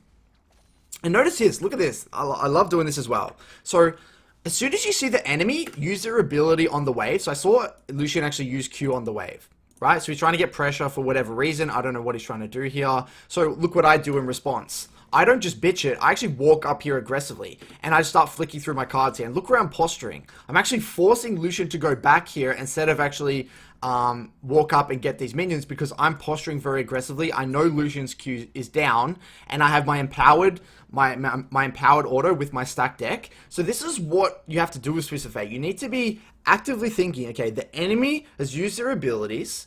I now have my empowered auto with my stack deck. Now I'm just going to flick through my cards and generate threats so they can't walk up. Now what this will do in a lot of situations, I don't know if it does it here, is it actually buys time for the wave to settle in this location as your next wave is coming out of base, and which you can kind of keep it outside your tower here. If I were to play like a bitch and sit back here, then Lucian's just going to get this wave and it's just going to crash instantly. At least now I'm actually, making it a little bit harder for Lucian to crash the wave into my tower, and potentially I might be able to keep it outside my tower here, and which it actually does. And look at the wave position here, it's actually a little bit nicer for me. And now I'd actually, back here, I just wanted to quickly comment on the red card as well. It's a non-committal way of taking trades. Look at that. Such a non-committal way of taking trades. It's beautiful. So this is actually why red cards is so important in the early laning phase. Again, flicking through my cards, not really selecting until I really need to.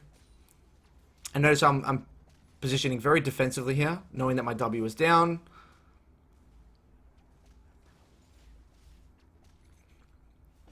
Nothing too special here. So here, Graves went for a gank. It was kind of a waste. I already knew that we couldn't go for that, so, but whatever. I should have picked it off, to be honest.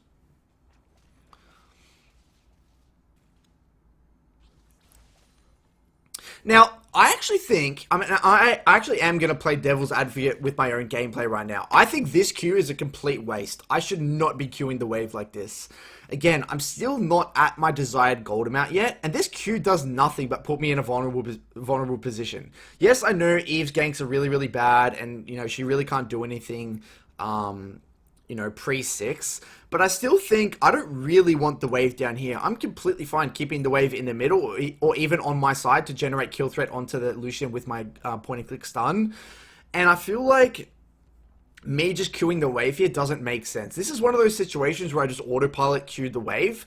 And I should have just only used my Q in response to Lucian's choice with the wave. I shouldn't just be actively shoving for no reason. So, because I wasn't really planning to reset or anything. So now, and this is what makes it harder. Now I have to respect all the way back here because the wave is actually in the middle. And this actually allows Lucian to walk past the wave and actually have considerable threat onto me. Because, again, if I'm going to walk up here and auto-attack this minion, then I'm going to be so far away from my tower in which Lucian can get a very good trade. So I don't really... and I think this is actually this is the result, or this is the punishment of queuing the wave. If I just let Lucian push me in, then I'd be catching the waves on my side of the wave... of the lane, sorry, and it'd be much easier for me to, keep up my farm numbers. So now I'm just CSing from a distance here with my Q. I'm getting very close to my desired gold amount here, so I'm already thinking, alright, I need to be basing soon. So I remember here, I was thinking one more wave, then I'm going to come back, TP. Yeah, that was my game plan here.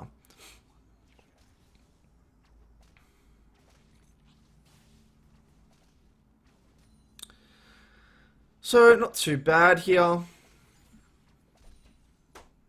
Beautiful. And I see that the next wave is not a cannon, so I know most likely Lucian is going to stay here. Now, if Lucian decided to base, let's just say hypothetically Lucian decided to base, I could easily TP, instantly shove that wave, and then lean onto one side and potentially look for a roam or get some deep vision or whatever I need to do. But it wasn't a cannon wave, so Lucian decided to stay, in which I instantly TP back. I know that he has no mana, and this is the exact situation you guys should be finding yourself in when you're versing any form of lane bully or any form of assassin. And now, what do? I know there's no immediate play, because even if I get this wave, I'm not going to get level 6. Now, this is where a bit of macro game understanding, map awareness really needs to come into play here. Now, Graves, I believe, just ganked top, and I know that they're going to reset, because Jace is very low, Graves is going to reset as well, and my bot lane also has not reset as well. So I know that I can't afford to make a bot play, there's nothing for me to make a play topside as well. There's no need for me to just shove this wave and look for a play. There's no reason for me to do that at all. So my default response is if I don't need to make an immediate play and my team's going to reset, I might as well freeze and deny Lucian CS. Now, in the situation where my jungle was maybe coming off a reset, looking for an invade or something like that, I would not freeze. I would probably shove, back them up, get some deep vision, that sort of thing, and play a lot more aggressive. Now, another thing you also need to keep in mind is you need to always be thinking, how many minions do I need to get 6? I knew that even if I shove this wave, I would not get 6. My gut feeling was that I still would not get 6 off this one wave. So I also took that into account as well. I'm like, Curtis, even if you get this wave, you're not going to have your ultimate. There's going to be no roam threat. So just chill, freeze, and relax. If I had got 6, if I had maybe more XP and I had gotten 6 off this entire wave, and man, I might be wrong, I might get 6 off this wave, but I'm pretty certain that I wouldn't. Let's just say I knew that I would.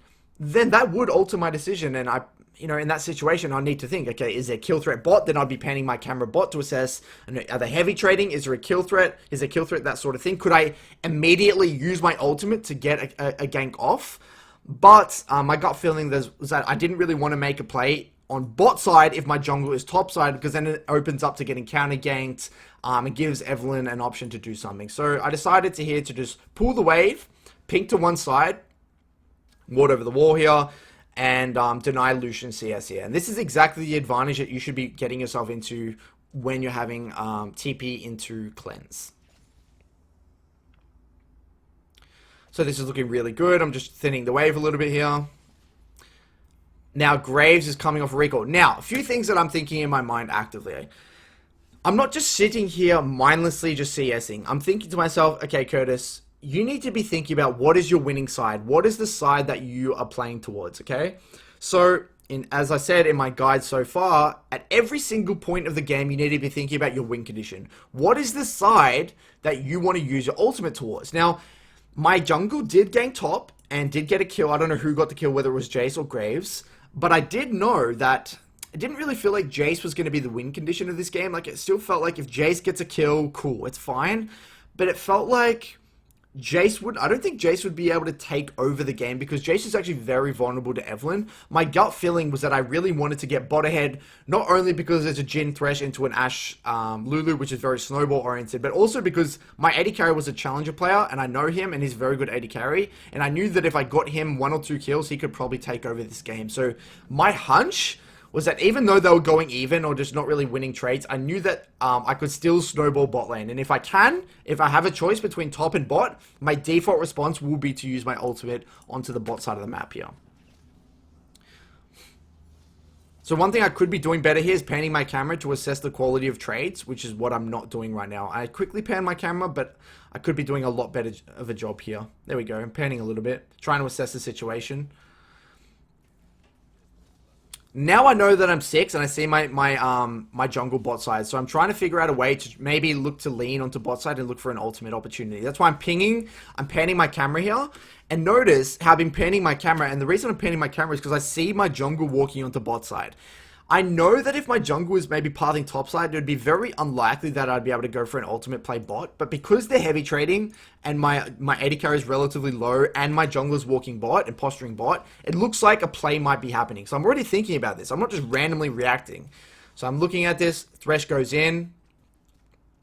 I've got to be a bit careful here though, because Lucian can just kind of screw me over. I saw Lucian use all of his abilities, so I know he can't really actively stop me here, and he has no CC, so I was trying to go in here with a gold card, but then Evelyn flashes away, and we really don't get much on the back end. So this actually ended up being a very bad ultimate, a little bit too forced, and I think I tunneled too hard on getting my AD carry ahead. Now, if I were to review this, this is what I would consider. I would first consider, okay, Curtis, how much information were you considering before this decision? Were you thinking about the quality of the trades? Were you thinking about your jungle's location? Were you thinking about the top TP situation? What were you thinking in this situation? Now, I think I ticked the box of jungle's location. I ticked the box of knowing that Kennen doesn't have teleport. I ticked the box where I knew that Jhin was actually relatively heavy trading, and I knew that I had a lot of gank set up because Ashe has no cleanse, and we have a Thresh into 2 immobile champions. And I also knew that Lucian as a champion could not stop me from teleporting because he has no CC. Alright? Yes, this is not the most optimal ultimate usage because the wave isn't completely out yet. But again, I still did feel like if I was able to get my 80 carry ahead, then it would be a very easy game to win. So I take a very good trade onto this Lucian here. And I just see all these immobile champions, and I was just assuming that this would be a kill. So they get one kill. To be honest, I maybe should have just went for the Lulu. I think if I went for the Lulu there, probably would have been a kill. So in terms of what I didn't consider, I think I should have just accepted reality that the play was over. They had already committed, and I was just a little too late. It was a little too forced from me. But Lucian ends up following. I end up stunning and blowing the cleanse. Now, what you'll see next is very, very important. I ping the cleanse. Look what I say. I time the jungle flash. Timing flash is very important. Sit on an early cloth armor to make sure that I'm just not taking too much damage. I swap to ghost. And I say, come mid, free kill, no cleanse. And this is exactly what you can be doing when you're playing TF into any champion with no cleanse.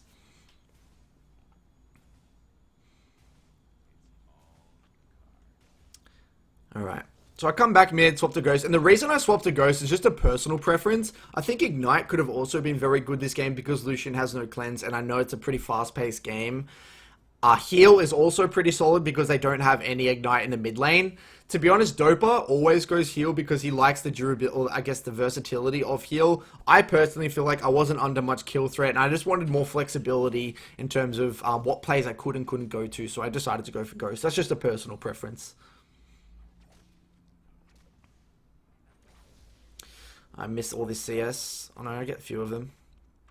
So now I already know that bot is the side I want to play towards. I've already decided in my mind that we've went bot once. I don't want to split my attention to two sides. Yes, I know Jace was in a position that he was ahead, but I also knew that bot was very vulnerable. They had no summoners, and I have a bit of tempo here to make a play. Now, this is a very, very common situation as well. Look at this. So I make a play. And for whatever reason, I have to recall whether it was successful or not. And the enemy is now staying in the lane, most likely trying to punish me and get the wave in. So Lucian stays instead of recalling, which means I know actively I have a lot of tempo over this Lucian. Now, what can you do with tempo, guys? Usually, when you have tempo advantages over the enemy, this is going to lead to a potential roam opportunity or an opportunity where I can get some deep vision or something like that. So I get the wave out knowing that I have a lot of tempo over my counterpart, and I use this opportunity to go for a roam. I don't slow build or anything. I just hard push. I have my bot side warded anyway with a pink, and I go for roam knowing that this is the side we're playing towards. Now here is my mechanical error. You're such a fucking idiot, Curtis. Look at this. So I was getting ready to blast cone, and we're going to go for a dive, knowing that they had no sums, and this would be a free kill. So I'm going onto the blast cone here, and look, I tried to click onto the auto attack the actual blast cone, but I clicked past it and walked past the blast cone, and then I didn't go over, man. It's so embarrassing, dude. Oh my goodness. I knew he didn't have some, so I didn't want to flash for the Evelyn, so we end up getting the kill on the Eve anyway, but that could have been a lot more clean. I'm just pinging myself because this is so disgusting. I want to vomit now. So I use Ghost here, flash over the wall, go for a really nice play, kill the Ashe, and I believe we end up diving this guy as well, eventually as well. And there's Lucian. I know this guy doesn't have cleanse, so I instantly turn onto the Lucian with my gold card, and then he ends up dying to my dot, which is very nice. So notice here, guys, in these situations, as Twisted Fate, don't be afraid to just all in and use a lot of your resources on one side of the map. I knew, I'm committed here, I need to make the play work, flashing, ghosting, whatever, it's all worth it. I fully commit, get my, and my whole mindset is, if I can get one side of the map snowballing, I am so happy. I don't care about me getting kills, I just care about my bot lane getting ahead, because Twisted Fate is not a 1v9 champion. My goal is to snowball one side of the map. And if I can do that, then most likely I'll be winning the game. So here, in this situation, I get my bot lane ahead. Now as well, you may ask, why not blue card? Why not red card? Why gold card? And again, I'm actively thinking, this guy does not have cleanse. It will interrupt his ultimate, and it will lock him down so my teammates can actually follow up with their damage in this situation. Now, if for some reason, maybe I had another champion here that had CC, then I might even not click gold card and actually just do a blue card for max damage and burst. But I'm the one that has to provide CC with this mid-jungle 2v2. And we end up killing the Lulu here as well. So we get a bunch of kills. And now I'm super, super happy. We have one side that we're playing towards. This is all through tempo assessment. All through my ultimate usage. Pretty stock standard stuff. Now I'm in a good situation where I have my Rod of Ages, a key spike with an obvious win condition.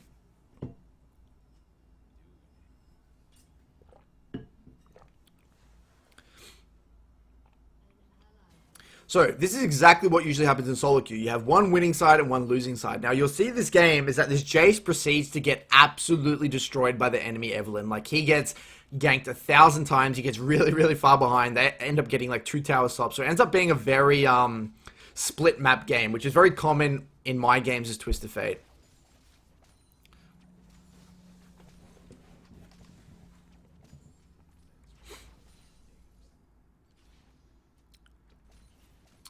So I know that I have ultimate here again. I know they're overextended. They don't have sums. Yes, I'm going to lose a bit of CS mid, but again, I know I'm all leaning on my win condition being bot lane. They're overextended. And I get a really nice, obvious gank onto their bot lane. And again, double kill their bot lane. Beautiful stuff here. Nothing too special. Stock standard. Yes, I lose a plate mid, but I knew that it is definitely worth to get my bot lane very, very far ahead here.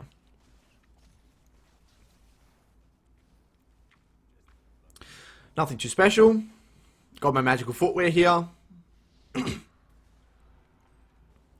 So I knew actively that we're never going to be able to contest topside Rift Herald. Like, I already knew that Cannon was going to be relatively strong. That's not our territory. We're completely shaking hands in terms of you have strong topside, we have strong bot side. I'm very happy to do that. I don't care because I know that Twisted Fate is the master of creating man advantages. So as long as I do that, then I'm completely happy. So I was actually very annoyed that my bot lane died here, though. I was very concerned, to be honest. I'm like, well, we ganked bot that many times and they still died.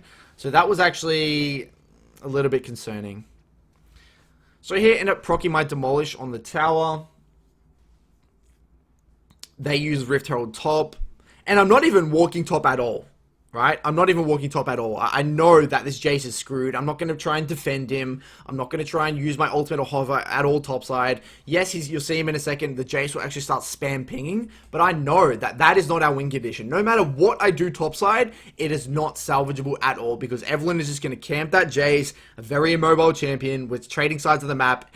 I've already committed to my game plan. And there's no going back on it. Now, I was very concerned when my bot lane actually died here.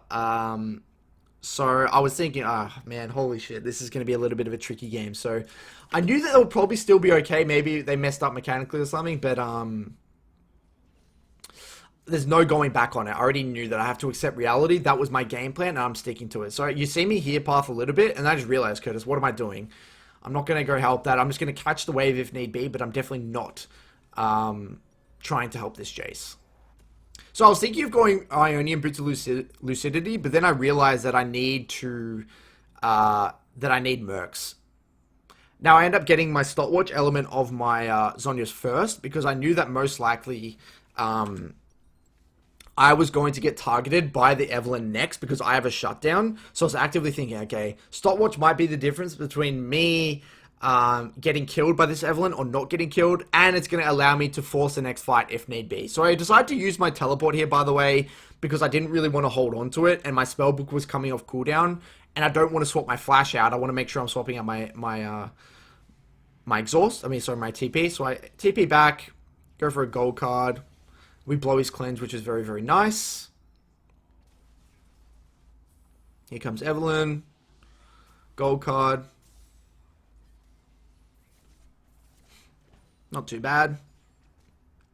So looking pretty good for me still.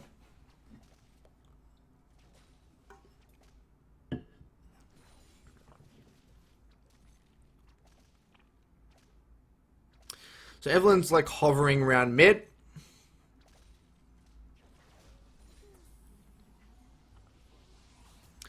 Use my stopwatch for this for the charm thing. Turn around with a gold card, boom, insta kill, and then we end up killing the cannon on the back end here as well. Pretty stock standard stuff, nothing too special. Obviously this Evelyn did not take into account that I had stopwatch, which is a very common thing you see at a lot of elos, even in relatively high elo games. Not many people are good at checking itemization. So I insta base here to get my seekers, but now I got to be very careful because I do not have my stopwatch now at all. So notice how I'm constantly panning my camera bot. I'm trying to assess the situation when I'm coming out of base. What's going on top? What's going on bot? How are they trading? Are they full HP? Where's the wave location? That sort of thing. Look how much I'm panning my camera. I'm using my brain so much, thinking all this information. Where's my jungle? How are the sides trading? What's my winning side? What are the item spikes? I'm literally thinking about so much right now. I'm not just autopiloting coming out of base. So now I'm thinking, okay, Lucian's top. I have a bit of time to push and lean and hover onto bot side with my ultimate, but then they end up killing me in rotation here, which was a very, very good play from this Evelynn and Kennen. That was actually a potentially game-winning play from this Evelynn and Kennen. So looking back, I remember doing my VOD review of this game, and I was thinking, how could I have known this was going to happen? Now, I guess the sign was that Lucian was staying for an extended period of time, shoving out multiple waves top, which potentially says to me that Kennen would catch mid-wave, but I was very shocked that even after one wave, Evelynn wasn't going to her camps and coming, she went maybe straight to mid. Like, I don't know how I could have foreseen this play. And they perfectly timed it, like, by coming in different directions as well. Like, if they came from one direction, then I could have just healed and walked out, but they literally flanked me. So, I mean, I think this is just props to them. Well played. I don't really know how to foresee this, because my brain was thinking about using my ultimate on another side. And I just really wouldn't think that Evelynn would go for another gank on mid right after it failed. So, props to them, man. Really good play. Really not much I can do about it, but, yeah. Very annoying, because then Evelynn actually just got a big shutdown, and I was very frustrated at myself there, because I knew that was a very good ultimate opportunity as well. Now, the one great thing, by the way, about camping bot lane is that it allows you to stack dragons. So, dragon was a pretty big win condition for us this game as well.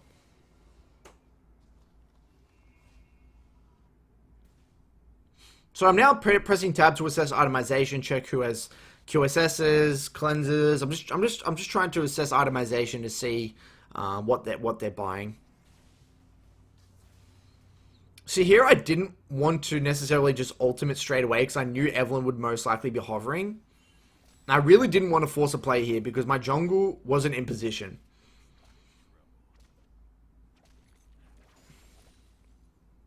So I don't even want to go top here. Look how I do not go top at all here. I remember, I was thinking, I can't afford to be in the side lane for an extended period of time because Evelynn has a lot of threat onto me as a champion. It's a long extended lane. I do not have Zhonya's. I cannot go to that lane. So I literally just say, screw it. I'm not going to push it out. I'm just going to go mid. Jace should go to that side. It doesn't matter if Jace dies, but it really matters if I die because I'm a strong member of the team. So I go back mid here. I'm playing very, very cautious. Notice how defensively I'm positioning right now. After I use my W on the wave, I'm like backing the hell up, man. I'm like, all right, I need to be very, very careful. I do not know where Evelynn is. I have no self-peel. I'm literally just sitting under my tower because I do not want to die to an Evelynn gank as well. So I'm always thinking about threat onto me as well, especially after that time I got killed by the Evelynn.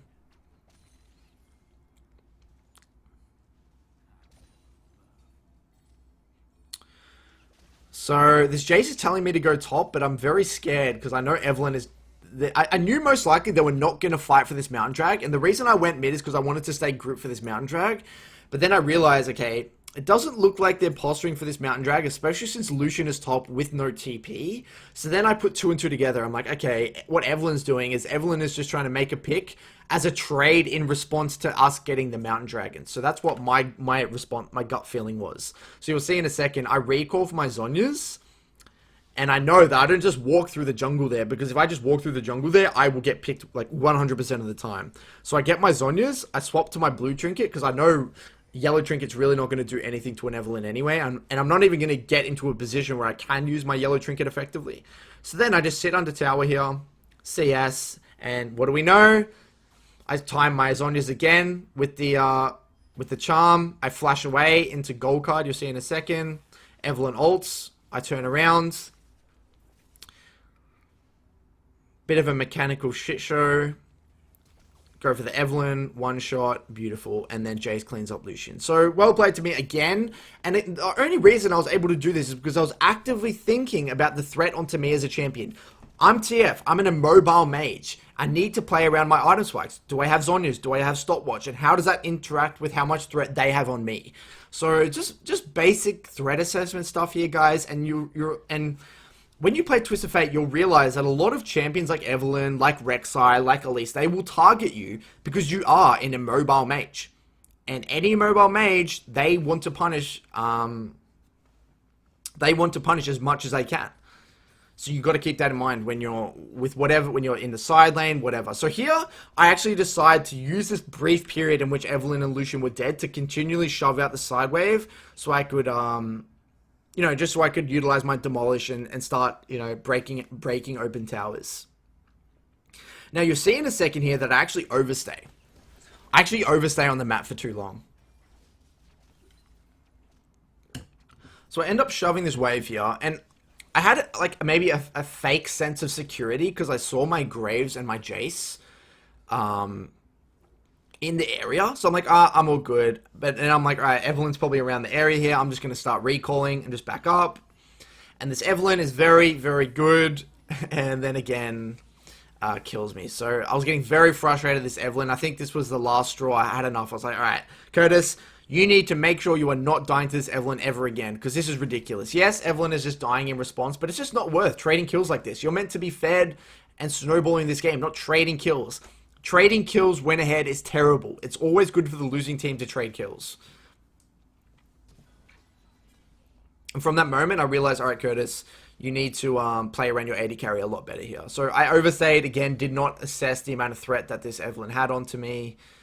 And it looks like it's turning into a bit of a fiesta here. I end up TPing behind here, I believe, if I remember correctly. So I TP behind, grab a gold card. In these situations, I just generally just want to be grabbing a gold card. And then my default response to look for Baron, but Baron wasn't up yet. So I use this opportunity to shove out the side wave, fast forwarding a little bit, shove out. I see Evelynn bot side, so I knew I was alone in an isolated 1v1, or no one else could be here. If Evelynn did not show, then I would not have probably went top here. Alright, so now what you'll notice is that my goal, now we're heading into mid game, my goal is to make someone show in the side lane, and then once someone shows in the side lane, I want to be utilizing my ultimate to make picks. So here in this situation, my default response was to go, okay, I've got the side lane out, Cannon's reacted here, now I want to hover out of vision to potentially look for a pick with my ultimate, knowing that, we could potentially start a man advantage fight. Then, I realized that Lucian has cleanse, we're not really in position to follow up on my damage. Jhin and Graves aren't really in position. Then I ping onto the Cannon instead, because I realized Cannon actually is very out of position. So after Thresh dies, I'm like, alright, there's no play that we can make mid anymore. But it's the same premise. I'm always looking to create man advantage opportunities. I don't even bother using my ultimate here. I'm just trying to cut off his escape path. And then we end up, we blow Cannon's flash here, which is actually very, very big. And I just use my exhaust here, and we end up chasing down and killing this Cannon. So again, you can see my premise in mid-game is always find a way to create a man advantage opportunity. That's my whole premise. That's all I'm trying to do. Whether it's by shoving a wave, whatever I'm trying to do, I'm always just trying to create a man advantage fight. I see them caught out of position here, quite overextended. I use my ultimate. I see Evelynn's not in the proximity, so maybe we can start a fight. And I go in with my gold card. And ends up being a little bit sketchy. I don't even think we kill the Lulu. And I end up just escaping. So I think that was just a little bit too forced here. I don't think I needed to make this play. I think what I should have done is actually shoved out one more wave and played for the dragon spawn coming up in a little bit from now. So I think it was a little bit too crazy. Now Evelynn dies me again from like... This Evelynn's just crazy, man. This Evelynn was just out for my dick. But she gets punished for it, so it's whatever. Fast forwarding. Our team fights a 4v4 around the dragon. We end up getting the dragon. And again, this is the benefit of playing towards bot side. You are most likely going to be able to stack dragons. So I just path bot here just to make sure my team can get out. Nothing really happens. I kind of defend my teammates. I recall again. Evelynn tries to go for my teammates like this sneaky little bitch. But we end up killing this Evelynn on the back end. Beautiful. And then I ping Baron, I think. Did I ping Baron? What do I do? So after we get this Evelynn pick, yeah, we ping Baron because I knew that the jungle was dead, so we could potentially start the Baron. I ping my ultimate. I swap to Ignite. And I knew that I didn't really want to let Kennen into the pit, so I knew that I didn't want to actively start it. I just wanted to make a pick here with my ultimate, with my gold card. I see them out of position here. Ultimate, I see them split. Boom. Get a beautiful little kill onto these guys. Stock standard. And this is the beauty of Twisted Fate as well, guys. Whenever you make a pick, right, say someone dies, someone gets caught out of position, you should use this as an opportunity to force another fight with your ultimates to snowball that advantage. So I knew as soon as I see one person dead, they're most likely going to be split. So my ideal scenario is I use my ultimate to force another fight. So we get a double kill here. And we end up going for the Baron. Now, this is very, very, very important. Twisted Fate is one of the best champions at keeping enemies out of the pit. So notice when I'm actually hitting this Baron, I actually don't use my W. Notice this whole time I'm not using my W. I'm waiting for Kennen to show. Then eventually, I just flick through my cards knowing that Kennen was going to walk through. Then I use my gold card onto the Kennen. Look at that. Fuck, I'm good at this game. I love this so much. So, like, you need to be always thinking... Like, Twisted Fate, you have a point-and-click stun. And what does a point-and-click stun mean? It means that you are one of the biggest forms of self-peel for your team. Not just you, but your team. So I knew that Kennen and Lucian were going to potentially look to disrupt this because Evelyn was actually coming up as well. So look, I'm not using it. Then I start flicking through cards, knowing that I can flick cards for a long time, knowing that most likely Kennen is going to be going soon because they don't actually have vision on this Baron's HP. So I knew Kennen was going to get very desperate soon. Then I hold, instantly gold card into stun. Just like nice little TF things there. Champion mastery. You can see how high of a skill cap this champion actually has. Again, posturing with my gold card, trying to zone the enemy team.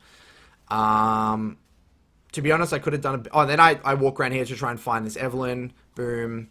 End up killing this Evelyn. Beautiful. And then we end up getting the Baron here. Notice how I'm always just swapping to gold cards in these situations to try and peel off the enemy. So, pretty stock standard stuff here. Go back for my Lich Bane.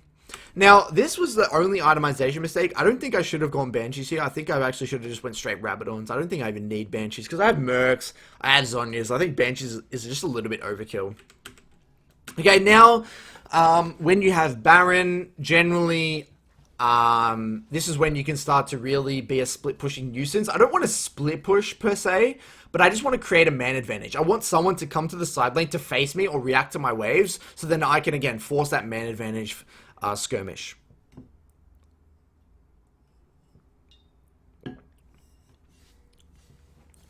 And I knew in these fights that, there we go, look at that. So in this situation here, I wanted to just be in the side lane, and I actually used my ultimate preemptively. I wanted to spot out and get information about where the enemy was. Then, I saw Evelyn was kind of caught out of position here, so I end up going for a nice little ultimate onto this Evelyn and forcing the ult out of Eve. So now I know there's basically no threat. They can just siege as long as they want. Evelyn without ult is really just a shell of a champion. So I'm just chilling in the side lane here. Then I see, then Evelyn actually tries to ult me for some reason. I use my Zonyas on the stun, and then I end up chasing this Evelyn and killing her. But to be honest, I was a little surprised my team died. I don't know how my team actually died to an engage. Like, we have Thresh, Jhin. Like, I don't understand. They have no... The enemy team had no engage. I don't understand how that happened. So, whatever.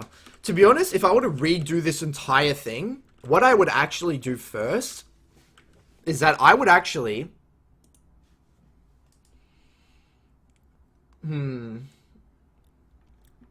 I would actually group mid first, get vision with the team, then go to the side lane, then stay in the side lane. Or I would play very, very slow in the side lane and wait for Lucian to show on mid. And once Lucian showed mid, then I would continue to shove out the side lane. Because I know Eve can't solo me, but I know that if two of them were there, then I can't really survive that the burst from two champions. So I think I wouldn't have used my ultimate like I did here, even though sometimes that is the way to go. Because it did severely reduce my threat of being able to group with my team. So anyway, my team dies. We have to reset again. I get my blue buff for playing for this dragon.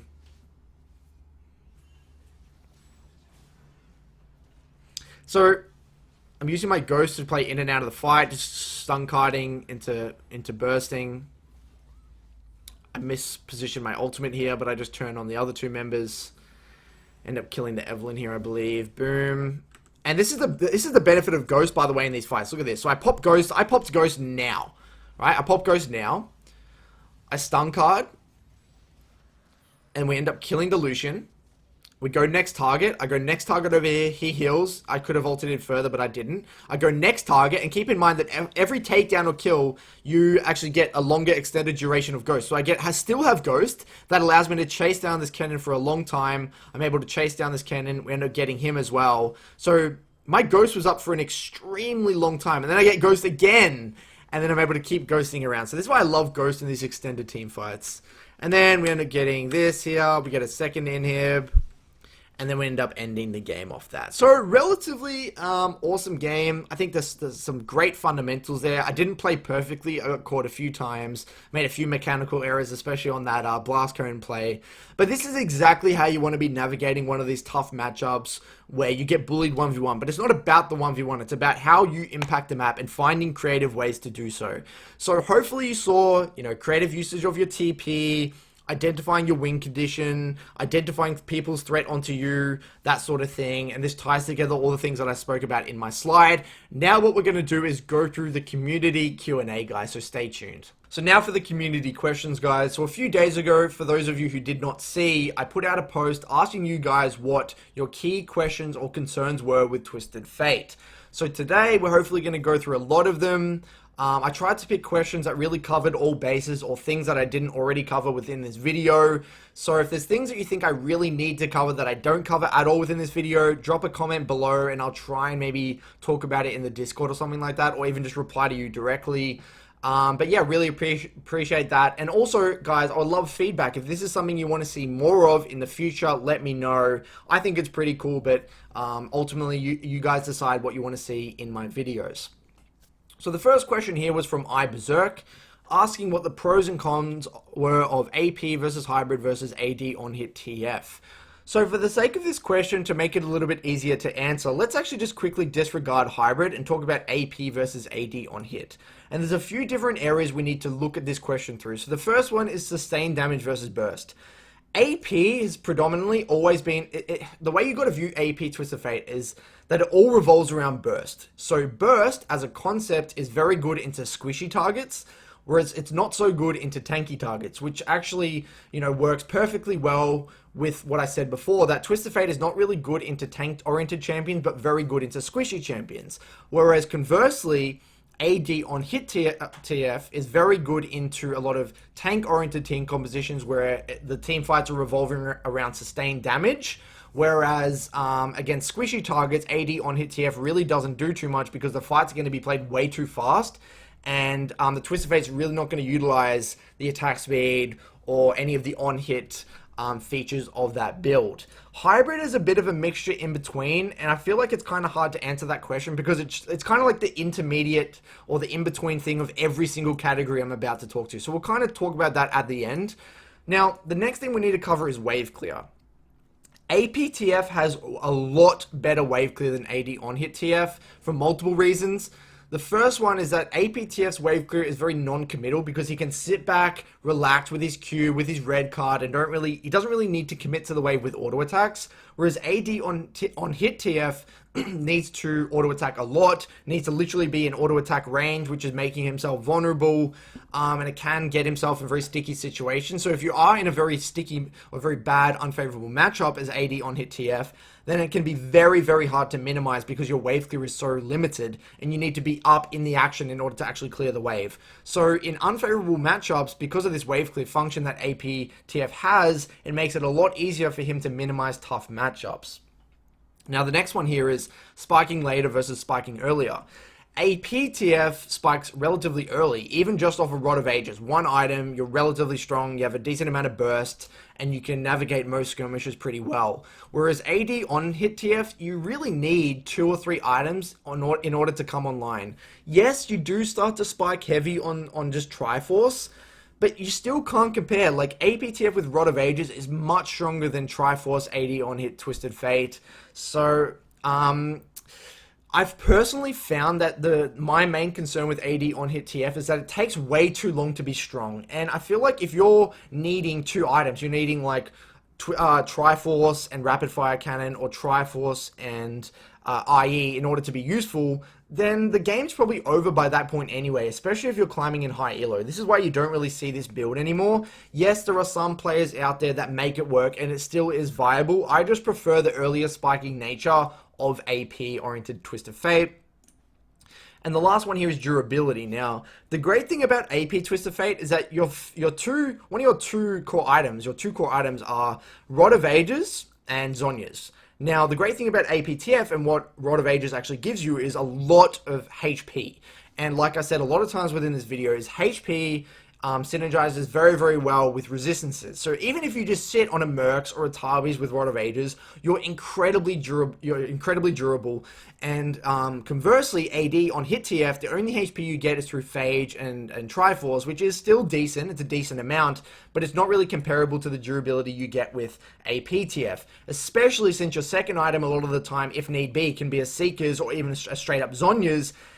In combination with the Rod of Ages makes you incredibly durable, whereas AD on hit TF, the only second item that can give you durability is something like Wit's End, but that's no way near, again, going to compare to the durability that you would get with Rod of Ages and Zhonya's as well. So durability is another factor why I also like AP TF, and because TF is a relatively low range champion, durability is relatively important to me as well. Now, hybrid, it does the in-between of a lot of these things. And that's actually why I initially liked the Revolver into Triforce, where you got the AP, you know, the initial burst or the initial earlier spiking nature of the Revolver, giving you that that extra bit of damage. But also that AP gave you help with the wave clear function as well. And whereas the Triforce element of it gave you a bit better scaling and it gave you a bit more sustained damage. Now, the only problem with it is that sometimes I get a little bit confused about my identity within the game, so I don't really know how to play fights.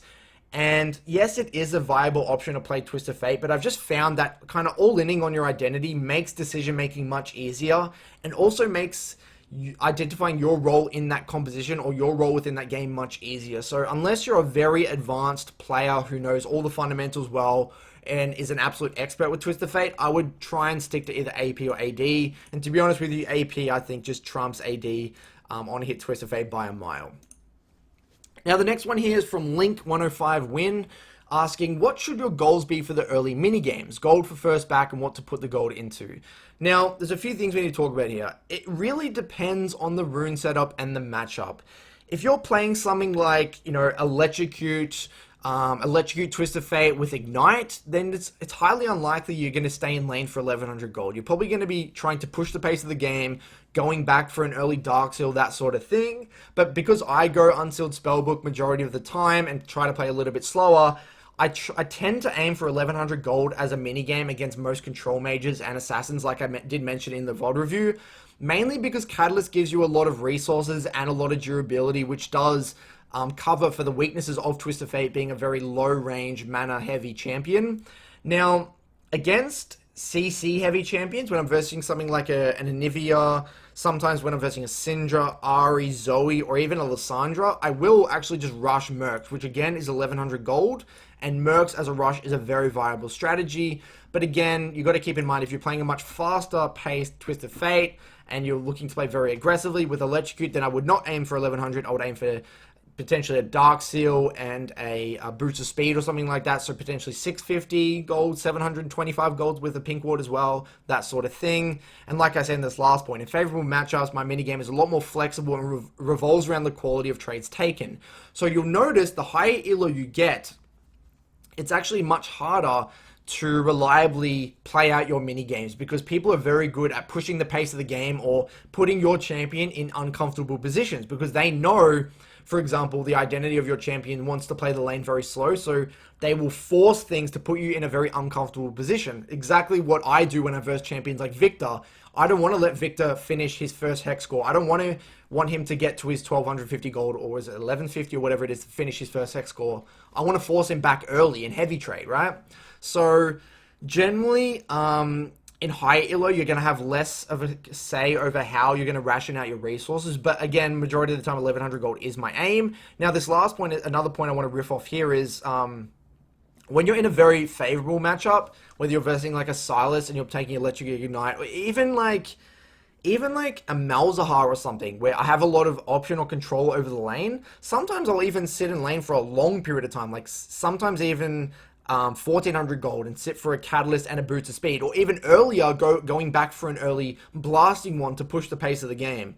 So I would say that, yeah, 1100 gold is your key one for most matchups, whether it's Mercs or whether it's Catalyst. And if you're playing a little bit more aggressively, or if you're in a very favorable matchup, then you can afford to be a little bit more flexible and play for potentially either an early blasting one to push the pace of the game, or 650 for Dark Seal, that sort of thing. So it really just depends on the game that you're within, and as your experience with the game grows and as your understanding of matchups grow, you'll get better at determining what these minigames will actually look like for you.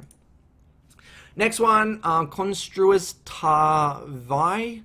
Who do you ban with TF? I often ban Yasuo, but I don't know if there's any bigger threat.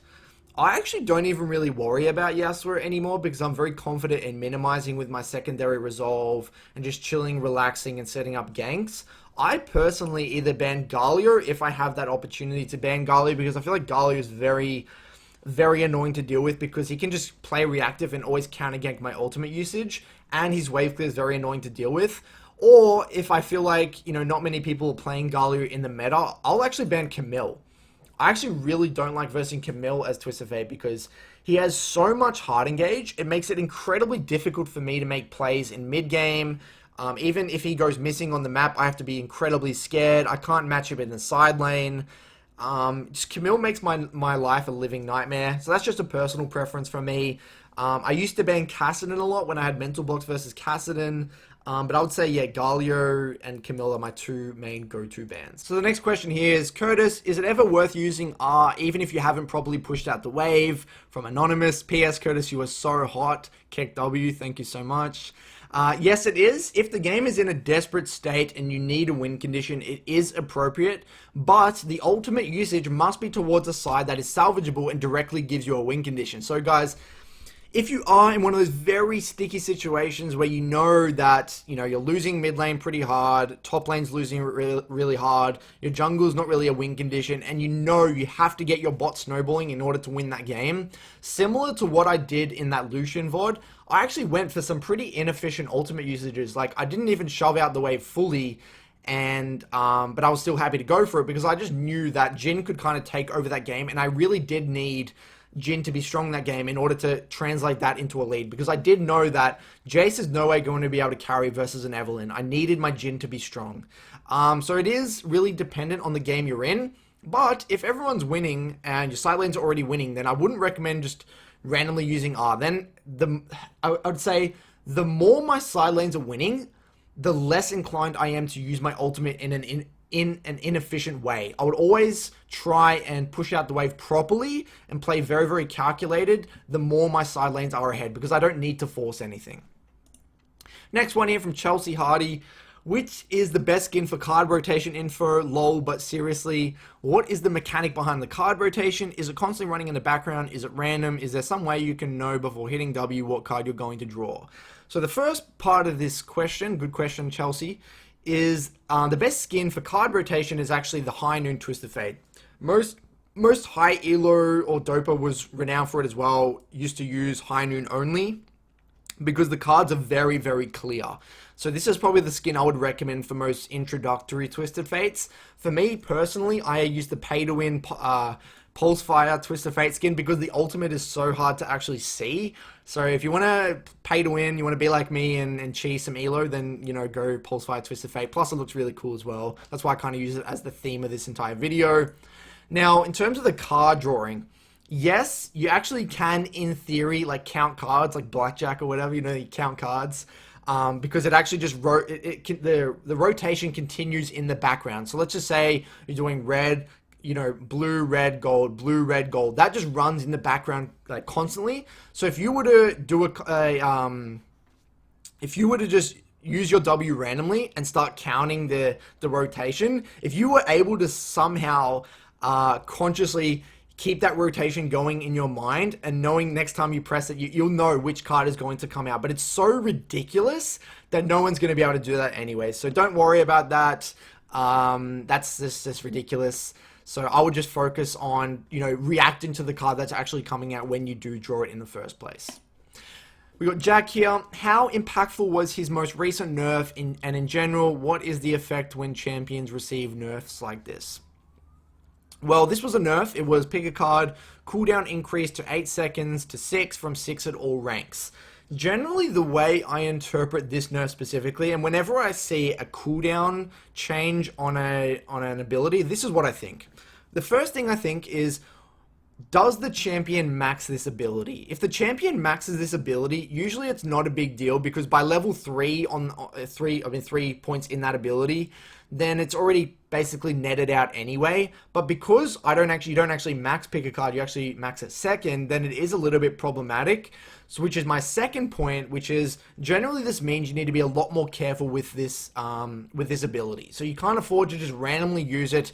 Even beforehand, you couldn't really afford to randomly use it, but now you get even more punished. So, like I said a lot within this video, you need to have intention with the way you're using your W. And if you do not use the technique that I mentioned in this video where you're flicking through the cards, where you just hold the W and leave it flicking, if you do not do that and you just instantly use the card on the wave, or you don't just hold your W whatsoever, because a lot of the time you want to be walking up to the wave and not even using W sometimes. Just having the threat of having it off cooldown is very important for being able to thin the wave. So, if you're in a bad habit of just automatically selecting cards and not letting it rotate, that sort of thing, then this sort of nerf will affect you massively. But I actually don't think that this sort of nerf really affects the best Twisted Fate players anyway, in my opinion. And the last point I'll say on it is that it does kind of affect the Electrocute, very aggressive style of playing Twisted Fate. But because Twisted Fate only goes that style into very favorable matchups anyway, I don't think it's a big problem. So overall, not too bad. Now, from Random Potato, some help with the first ultimate would be very appreciated. I would have the enemy bot lane escape with less than 5% HP because I choose to take TP. I lost confidence as to when to go for it because I know if I mess up, I lose all of my tempo. So, a few points here, guys. I said this in my video as well. The first R, your first ultimate usage of the game, is very, very important. But it's important to remember that you shouldn't be afraid to mess up, right? When I first learned Twisted Fate, I messed up all the time. I made game-losing ultimates all the time. But what happened, I went into the review, like I said in my guide so far, you got to get into the review of your ultimate usage and ask yourself, what variables did I consider? What didn't I consider? How could I have thought about this in the past? Could I have used a lull state in the game to actually think about this stuff? Could I have used the pre-game loading screen to think about what sort of kill threat I had in this laning phase? How could I have increased my chances of making my ultimate usage much more effective? So I would actually urge you to be very, I guess, experimental with the way you use your ultimate, but just get into the review. Don't be scared to screw up. If people flame you, screw them. Just put them on mute, get into the review, refine, queue up again, and get better. That's the only way you're going to get better at using Twisted Fate ult. Now, a question I like to ask myself in reviews or even within the game sometimes is, will this ultimate change how the lane plays out? This is probably I would say my biggest tip for when using the first ultimate of the game. If you think that snowballing that lane or using your ultimate will actually change how that lane plays out in the future, then it most likely is a good ultimate. Now, thinking back to the VOD I went over today where there was the Jhin Thresh into Ashe Lulu, I knew that if I could use my ultimate bot and either blow their summoners or kill one of them, they have such a nice 2v2 AD carry and support matchup with a lot of kill threat that I knew that they could probably take over that lane and potentially snowball, allow us to stack dragons, that sort of thing. I knew that it would actually impact the way that lane plays out in the future. But I knew that if I use my ultimate top for that Jace lane, yes, it would get Kennen behind, but it would be very hard for Jace to play overly aggressive versus an Evelynn jungle. So then it probably wouldn't have actually changed overly how much Jace could play, how aggressive Jace could actually play. So that's a very important question that you need to ask yourself over and over again, and especially when you get into your reviews. Now the next question here is from Little Potato. Whenever I play Twisted Fate, I just feel like I deal 0 damage and I find myself being pretty useless in general. Itemization is also pretty difficult. Now, I'm hoping after this guide, the itemization should be quite straightforward. I'm hoping I've covered that quite extensively. But in terms of dealing 0 damage, whenever I see this sort of question or this sort of problem with TF players, generally it's CS. Generally your problem is CS. If your CS is lower than 7 CS per minute, then it doesn't matter how good your fundamentals are, it doesn't matter how good your silent awareness is or your macro understanding or your TF mechanics, you will deal no damage. If your CS is lower than 7 CS per minute, then that is where you need to be directing your attention, alright? So what I recommend, Little Potato, is go to your OPGG, check out your average CS per minute as Twisted Fate, and if it is lower than 7 CS per minute, then there's a big problem, and that is where you need to be directing your attention in your reviews and just your overall learning objectives. If your CS is actually higher than that, then roast me, go into the comments, and say, everyone upvote me, let Curtis see this, because then we might have to figure out what else is going on. But this usually is the case with people doing no damage with Twisted Fate. Next one here from Owen Turner. Is Twisted Fate just bad? I see no reason to not just go Galio. Galio is tankier, still has CC and a global and a pokey Q. Well, TF, as a champion, has one of the most rare things in the entire game, which is a point-and-click stun. A non-committal point-and-click stun, which is absolutely ridiculous. Generally, you can't really put a value on a point-and-click stun in League of Legends because it is so incredibly rare. And if you actually compare it to Galio CC is also very good, but the difference is Galio CC is committal, right? Galio actually has to go in with his E or get in very close proximity to get that AoE taunt off, whereas Twisted Fate is not committal at all. He can sit back from a range and gold card someone without even having to commit to the fight. Also, the difference between Twisted Fate and Galio is that TF's wave clear is also very non-committal. He can sit back with red cards and Qs and sit back from a distance and wave clear, so he can minimize very tough matchups easily. Whereas Galio, on the other hand, yes, he can sit back and Q from a distance, but at some point, Galio's going to have to go up, use his empowered auto attack and E in order to effectively clear the wave. So again, there's a difference between how committal both of these champions are. Also, Twisted Fate's roams are a lot more reliable. Galio needs someone to ultimate onto, whereas Twisted Fate can, at a click of a button, TP wherever he wants. It's a near global point-and-click TP with a tiny cast time, whereas Galio's is actually a relatively long cast time as well. So there are some advantages and disadvantages of picking these two champions, but overall, yes, guys, Galio is OP in my opinion and a very good champion. But it doesn't mean Twisted Fate is bad. They just do differing things. Yes, their identities are kind of similar. Galio is much better in 2v2s and those chaotic team fights, but you cannot put a value on a point-and-click TP with a point-and-click stun and non-committal wave clear and non-committal CC. It's a very, very valuable thing that Twisted Fate has within his kit. So next we have John Pham. How to know when focusing on farming versus trading as Twisted Fate. With his passive, there's a big incentive to focus on farm, but his mana costs are so high, you can rarely get meaningful trades in the lane, which lets the enemy mid roam. So John, this is where you need to be using the flicking through cards technique, where you walk up, you press your W without selecting a card, and you just auto attack down the wave with your attack speed shard and your empowered auto attack, or even your Q if need be. But a lot of the time, as long as you hold that W without actually making a selection, that's actually going to allow you to create space without actually having to respect the enemy, because they're going to have to be like, oh, is this person going to gold card me or red card or blue card? What are they going to do? I'm just going to wait and react after they use the W, and then I can go in. But if you hold it for an extended period of time, you're able to CS freely and use that threat to create space. This is also where you need to be using red cards, where you can both thin the wave and poke at the same time. This is where, like I said before, the attack speed shard really comes into play. And this is also where, John, you need to be utilizing your stacked deck, right? So you should be, thinning the wave with your Q and auto attacks, and every single time your stacked deck is actually available, that's when you should be posturing aggressively for a very nice trade. Because Twisted Fate, you only need to take 1 or 2 nice trades with the stacked deck with a blue card or a red card or a gold card with a Q, and that takes, that allows you to take a very, very nice trade. Then you respect, you walk away, wait for it to come back off cooldown, abusing your attack speed with the shard, that sort of thing, and thinning the wave with the threat or the inherent threat whenever your W is actually up. So most likely you are not utilizing the flicking card technique, and then you're not utilizing your stack deck, and you're not utilizing the attack speed shard to thin the wave. That's probably my biggest things within from this question, or what I'm gathering from this question. And hopefully from my guide and from my VOD review, you've kind of seen how to balance trading with farming. Next one here from James Huang. There is a Challenger X-Pro TF main in the EUS called Crossman, aka Burak, who is a high ranked in TF and always goes Electro, Ignite, Relentless Hunter, etc. What are your thoughts? And explain this style, since it seems very different from other TF players.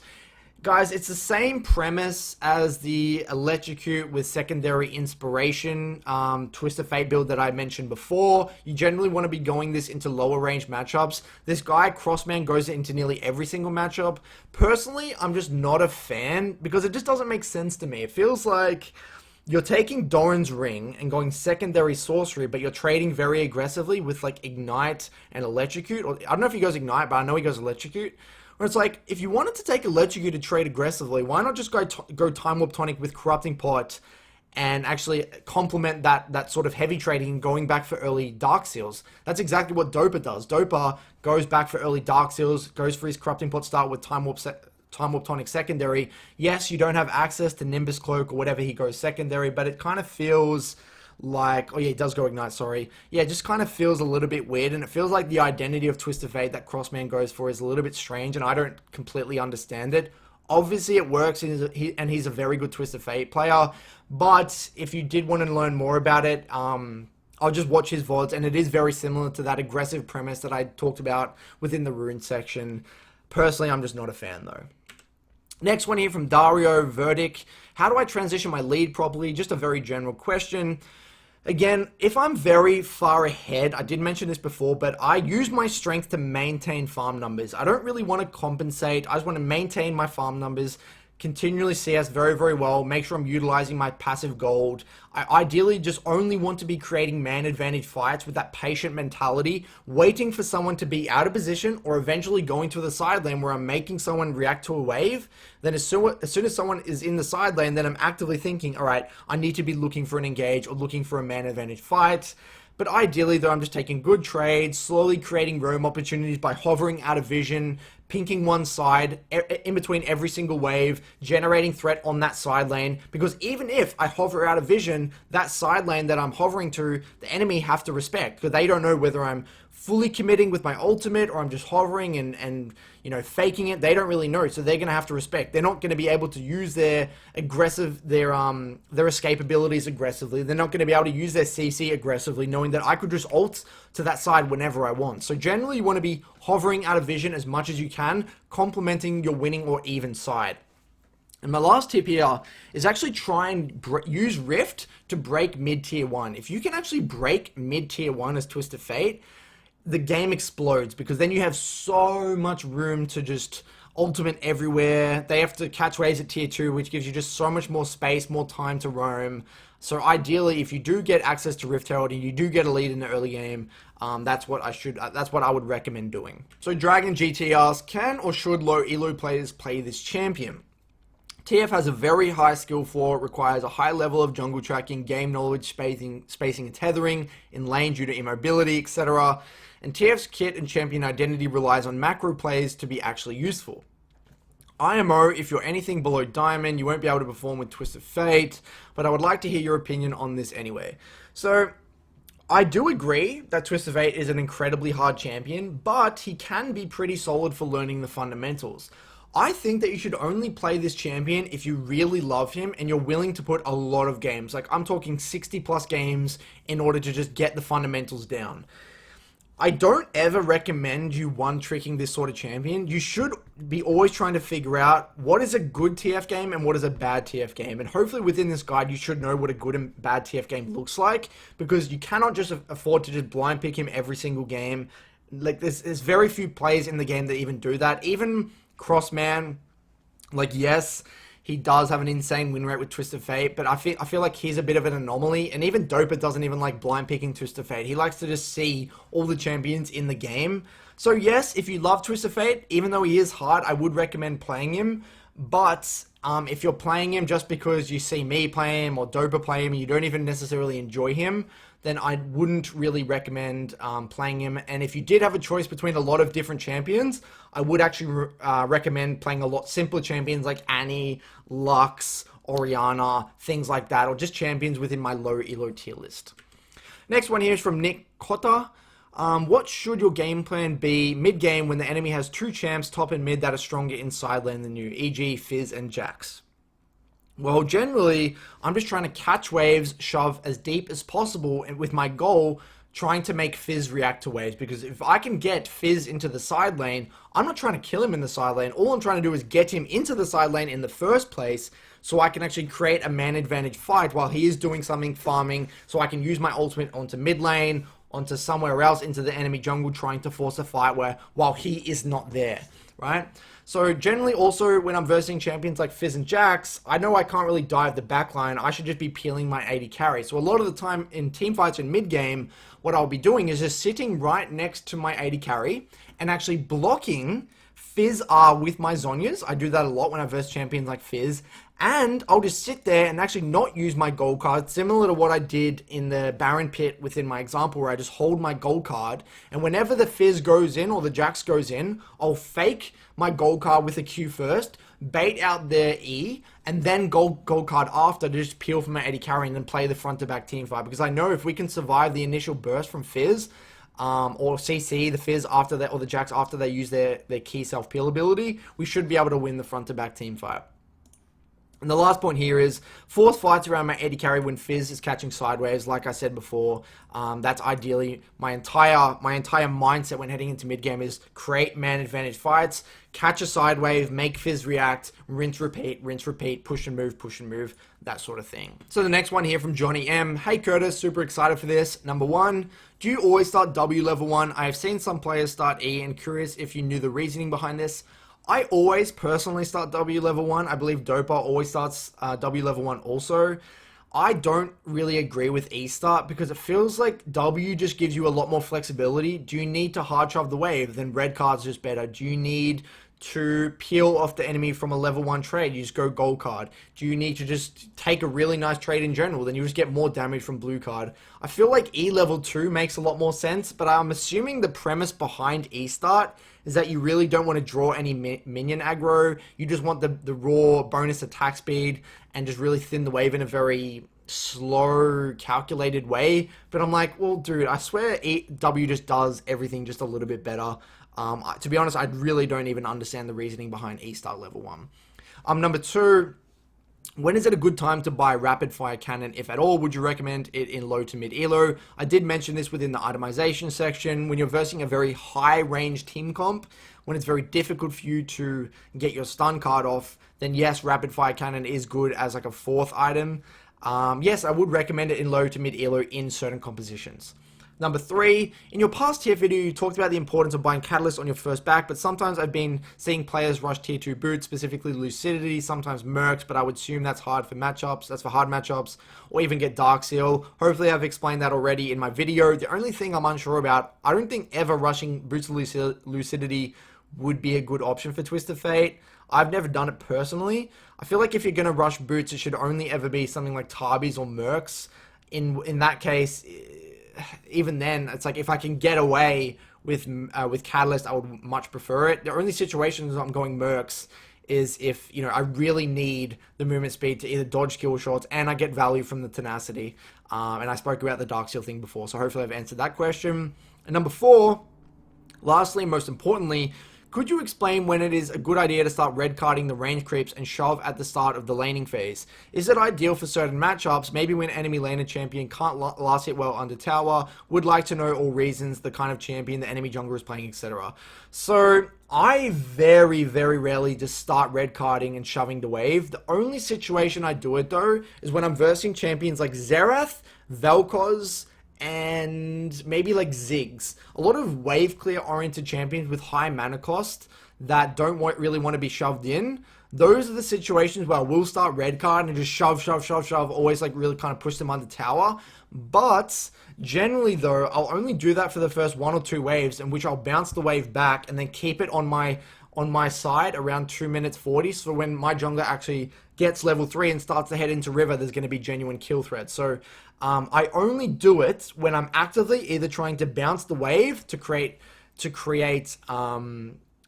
potential gank opportunity, or I want to continuously push so they can't really see us on the tower. Or the last situation would be if I need immediate priority for a scuttle fight or for a skirmish breaking out, that sort of thing, or I see my jungle doing like a Rift Herald or a dragon, then I would just, you know, red card the waves and just maintain priority. So it is a very rare thing, and I think you're right, like you said here, only when laners can't really last hit well under tower, that sort of thing. So unless you're actively trying to bounce the wave or you're actively trying to deny them CS under tower, then I really wouldn't recommend doing that. But keep in mind, champions like Vel'Koz, Xerath, Ziggs are very vulnerable to gank, so it is very beneficial to bounce the wave and create gank threat. But if you have a jungle like Sejuani or like something just with very low threats, then I would not do that at all. Then I would just continuously hard push with red cards, because I can't afford to slow build. I can't slow build a wave into a champion with high range wave clear like a Vel'Koz or a Xerath or a Ziggs anyway. So the next question here is from Teshrew. How can I effectively shut Twisted Fate down with a champion who can't really roam as fast? So there's a few points here. The first one is that ideally versus Twisted Fate, because Twisted Fate is such an immobile, vulnerable champion to ganks, ideally you want to be hard pushing and bouncing the wave and keeping the wave on your side of the lane in the early portion of the game, especially around 2 minutes 40, because there actually is a lot of gank threat. If you have like a Rek'Sai and a Lee Sin, Jarvan, whatever, there generally is a lot of gank threat, and you should be seeking to abuse that, because most Twisted Fates won't take cleanse either. They will a lot of the time take TP. So in the early laning phase, before they can actually swap to cleanse, there is a lot of gank threat. The second point, if you can't do that, say you don't have the luxury to hard push and bounce the wave, then what I'd be doing is just punishing him by posturing for trades every single time Twisted Fate uses W on the wave. A lot of noob Twisted Fates won't change their positioning when using their W on the wave. So if you see them use a blue card, or even just pull a blue card, or pull a red card, or even use their W on the wave whatsoever, then you should be looking to trade aggressively, knowing he doesn't have access to gold card in which you can take a long extended trade that Twisted Fate does not want. Twisted Fate only wants short burst oriented trades. He does not want long extended trades, because that is just not coherent with Twisted Fate's identity, given he has long, very high cooldowns. The third point here is that you should be warding the middle of the lane to see which side he actually leans to, so you can actually ping way in advance. So as soon as he leans to one side, you can, like a mile away, ping that side that he could be potentially ulting. And then the last one here, make sure that you're taking cleanse or building mercs, because if you take cleanse or build mercs, then majority of the time you're not going to be under threat, and you can posture very aggressively. And there's actually one point I actually forgot to mention here. If you are versing Twisted Fate and he does take TP and you don't have access to TP, then you need to be very careful and be already thinking about how am I going to get a good tempo reset in order to nullify his TP advantage. That's what you should be actively thinking. Don't just autopilot and stay in the lane for a very long time. Otherwise, he's going to TP back with a tempo lead, isolate the lane, or trap you in the lane with no resources, and then he's just going to get a free roam off, and then it can be actually very problematic. Next one here, Sebastian and Alex both ask a very similar question. What are his roles in team fights and what to do in a team fight? I hopefully did kind of talk about this within the video. Your role really does change, right? You got to be like water, like Bruce Lee. You got to be very flexible. You got to be able to adapt to what champions are in the game. And like this picture here, guys, this guy's a very flexible gamer, right? You got to be like this. You got to be assessing the information. What is my team comps, like how does my team comp actually operate? Do I have a Jarvan and Camille in which I can follow up and you know, follow up with my team's dive and, you know, assassinate the backline? Or do we not win, or can we not assassinate the backline and we have very good frontline in which we can just play front to back, peel my Fed 80 carry and be a stun bot? It really just depends on who the Fed members are in your team. If you want more information about what the actual win conditions are, or just what team, or how to identify win cons and how to identify your role in team fights, I actually have a video on my channel about identifying win conditions extensively, so that can really, really help you out. Next one from Ryan. Is it actually worth Is it worth actually learning TF in his current state with W nerfs, spellbook nerfs? I used to play him a decent amount, but dropped him due to some really bad lane matchups, making it not fun. Twisted Fate is always going to have some really bad matchups, but it doesn't mean you stop playing Twisted Fate. You just don't blind pick him, or be very careful about when you do pick Twisted Fate. Hopefully now understanding a little bit more about what makes a great Twisted Fate game. So if you love him, then it's always worth it. But just not one-tricking him. Just have him in your pool. Like me, I don't one-trick Twisted Fate. I just have him in my pool alongside Galio, alongside Orianna, or alongside Renekton. So I know when the game actually does arise, and it's a great Twisted Fate game, it's basically guaranteed free LP. That's the way I like to view it. So I don't even think the W nerfs really affected him too much. The spellbook nerfs were a little bit annoying, but it's not the end of the world. Twisted Fate, in my opinion, is still always going to be good in solo queue. Another question here from Jorge Ramos. Why is Luden's not a good first item? Generally, it's because it gives you a lack of durability and a lack of survivability. Because TF is such a low range, immobile mage that literally needs to get into an auto attack range, he needs durability. And his laning phase is actually relatively weak. And without Catalyst, and without the access to that durability, it's very, very hard for Twisted Fate to navigate the early portion of the lane without giving too much pressure. And given that he needs to ult into side lanes, get within melee range or within auto attack range, he's very susceptible to getting bursted. So if you can, as long as Twisted Fate is not scared of getting just one shot, and hopefully Rod of Ages and Zhonya's actually does that, then Twisted Fate can always, get that stun card off, and then fights are generally going to be played out relatively straightforward. Luden's, yes, it does complement his very burst-oriented style of trading, but without that durability, I feel like Twisted Fate is just way too vulnerable to ganks, way too vulnerable to all-ins, and just makes it really hard for him to navigate mid-game team fights. So hopefully this clarifies a few things, guys. Thanks for watching. I tried to make this guide as practical as possible. I know there's a lot of information in there, so take your time with this video. If you have any feedback, just let me know. Hopefully you like the new updated format. I tried to make it a lot more visually appealing. Appreciate all the support, guys. Cheers.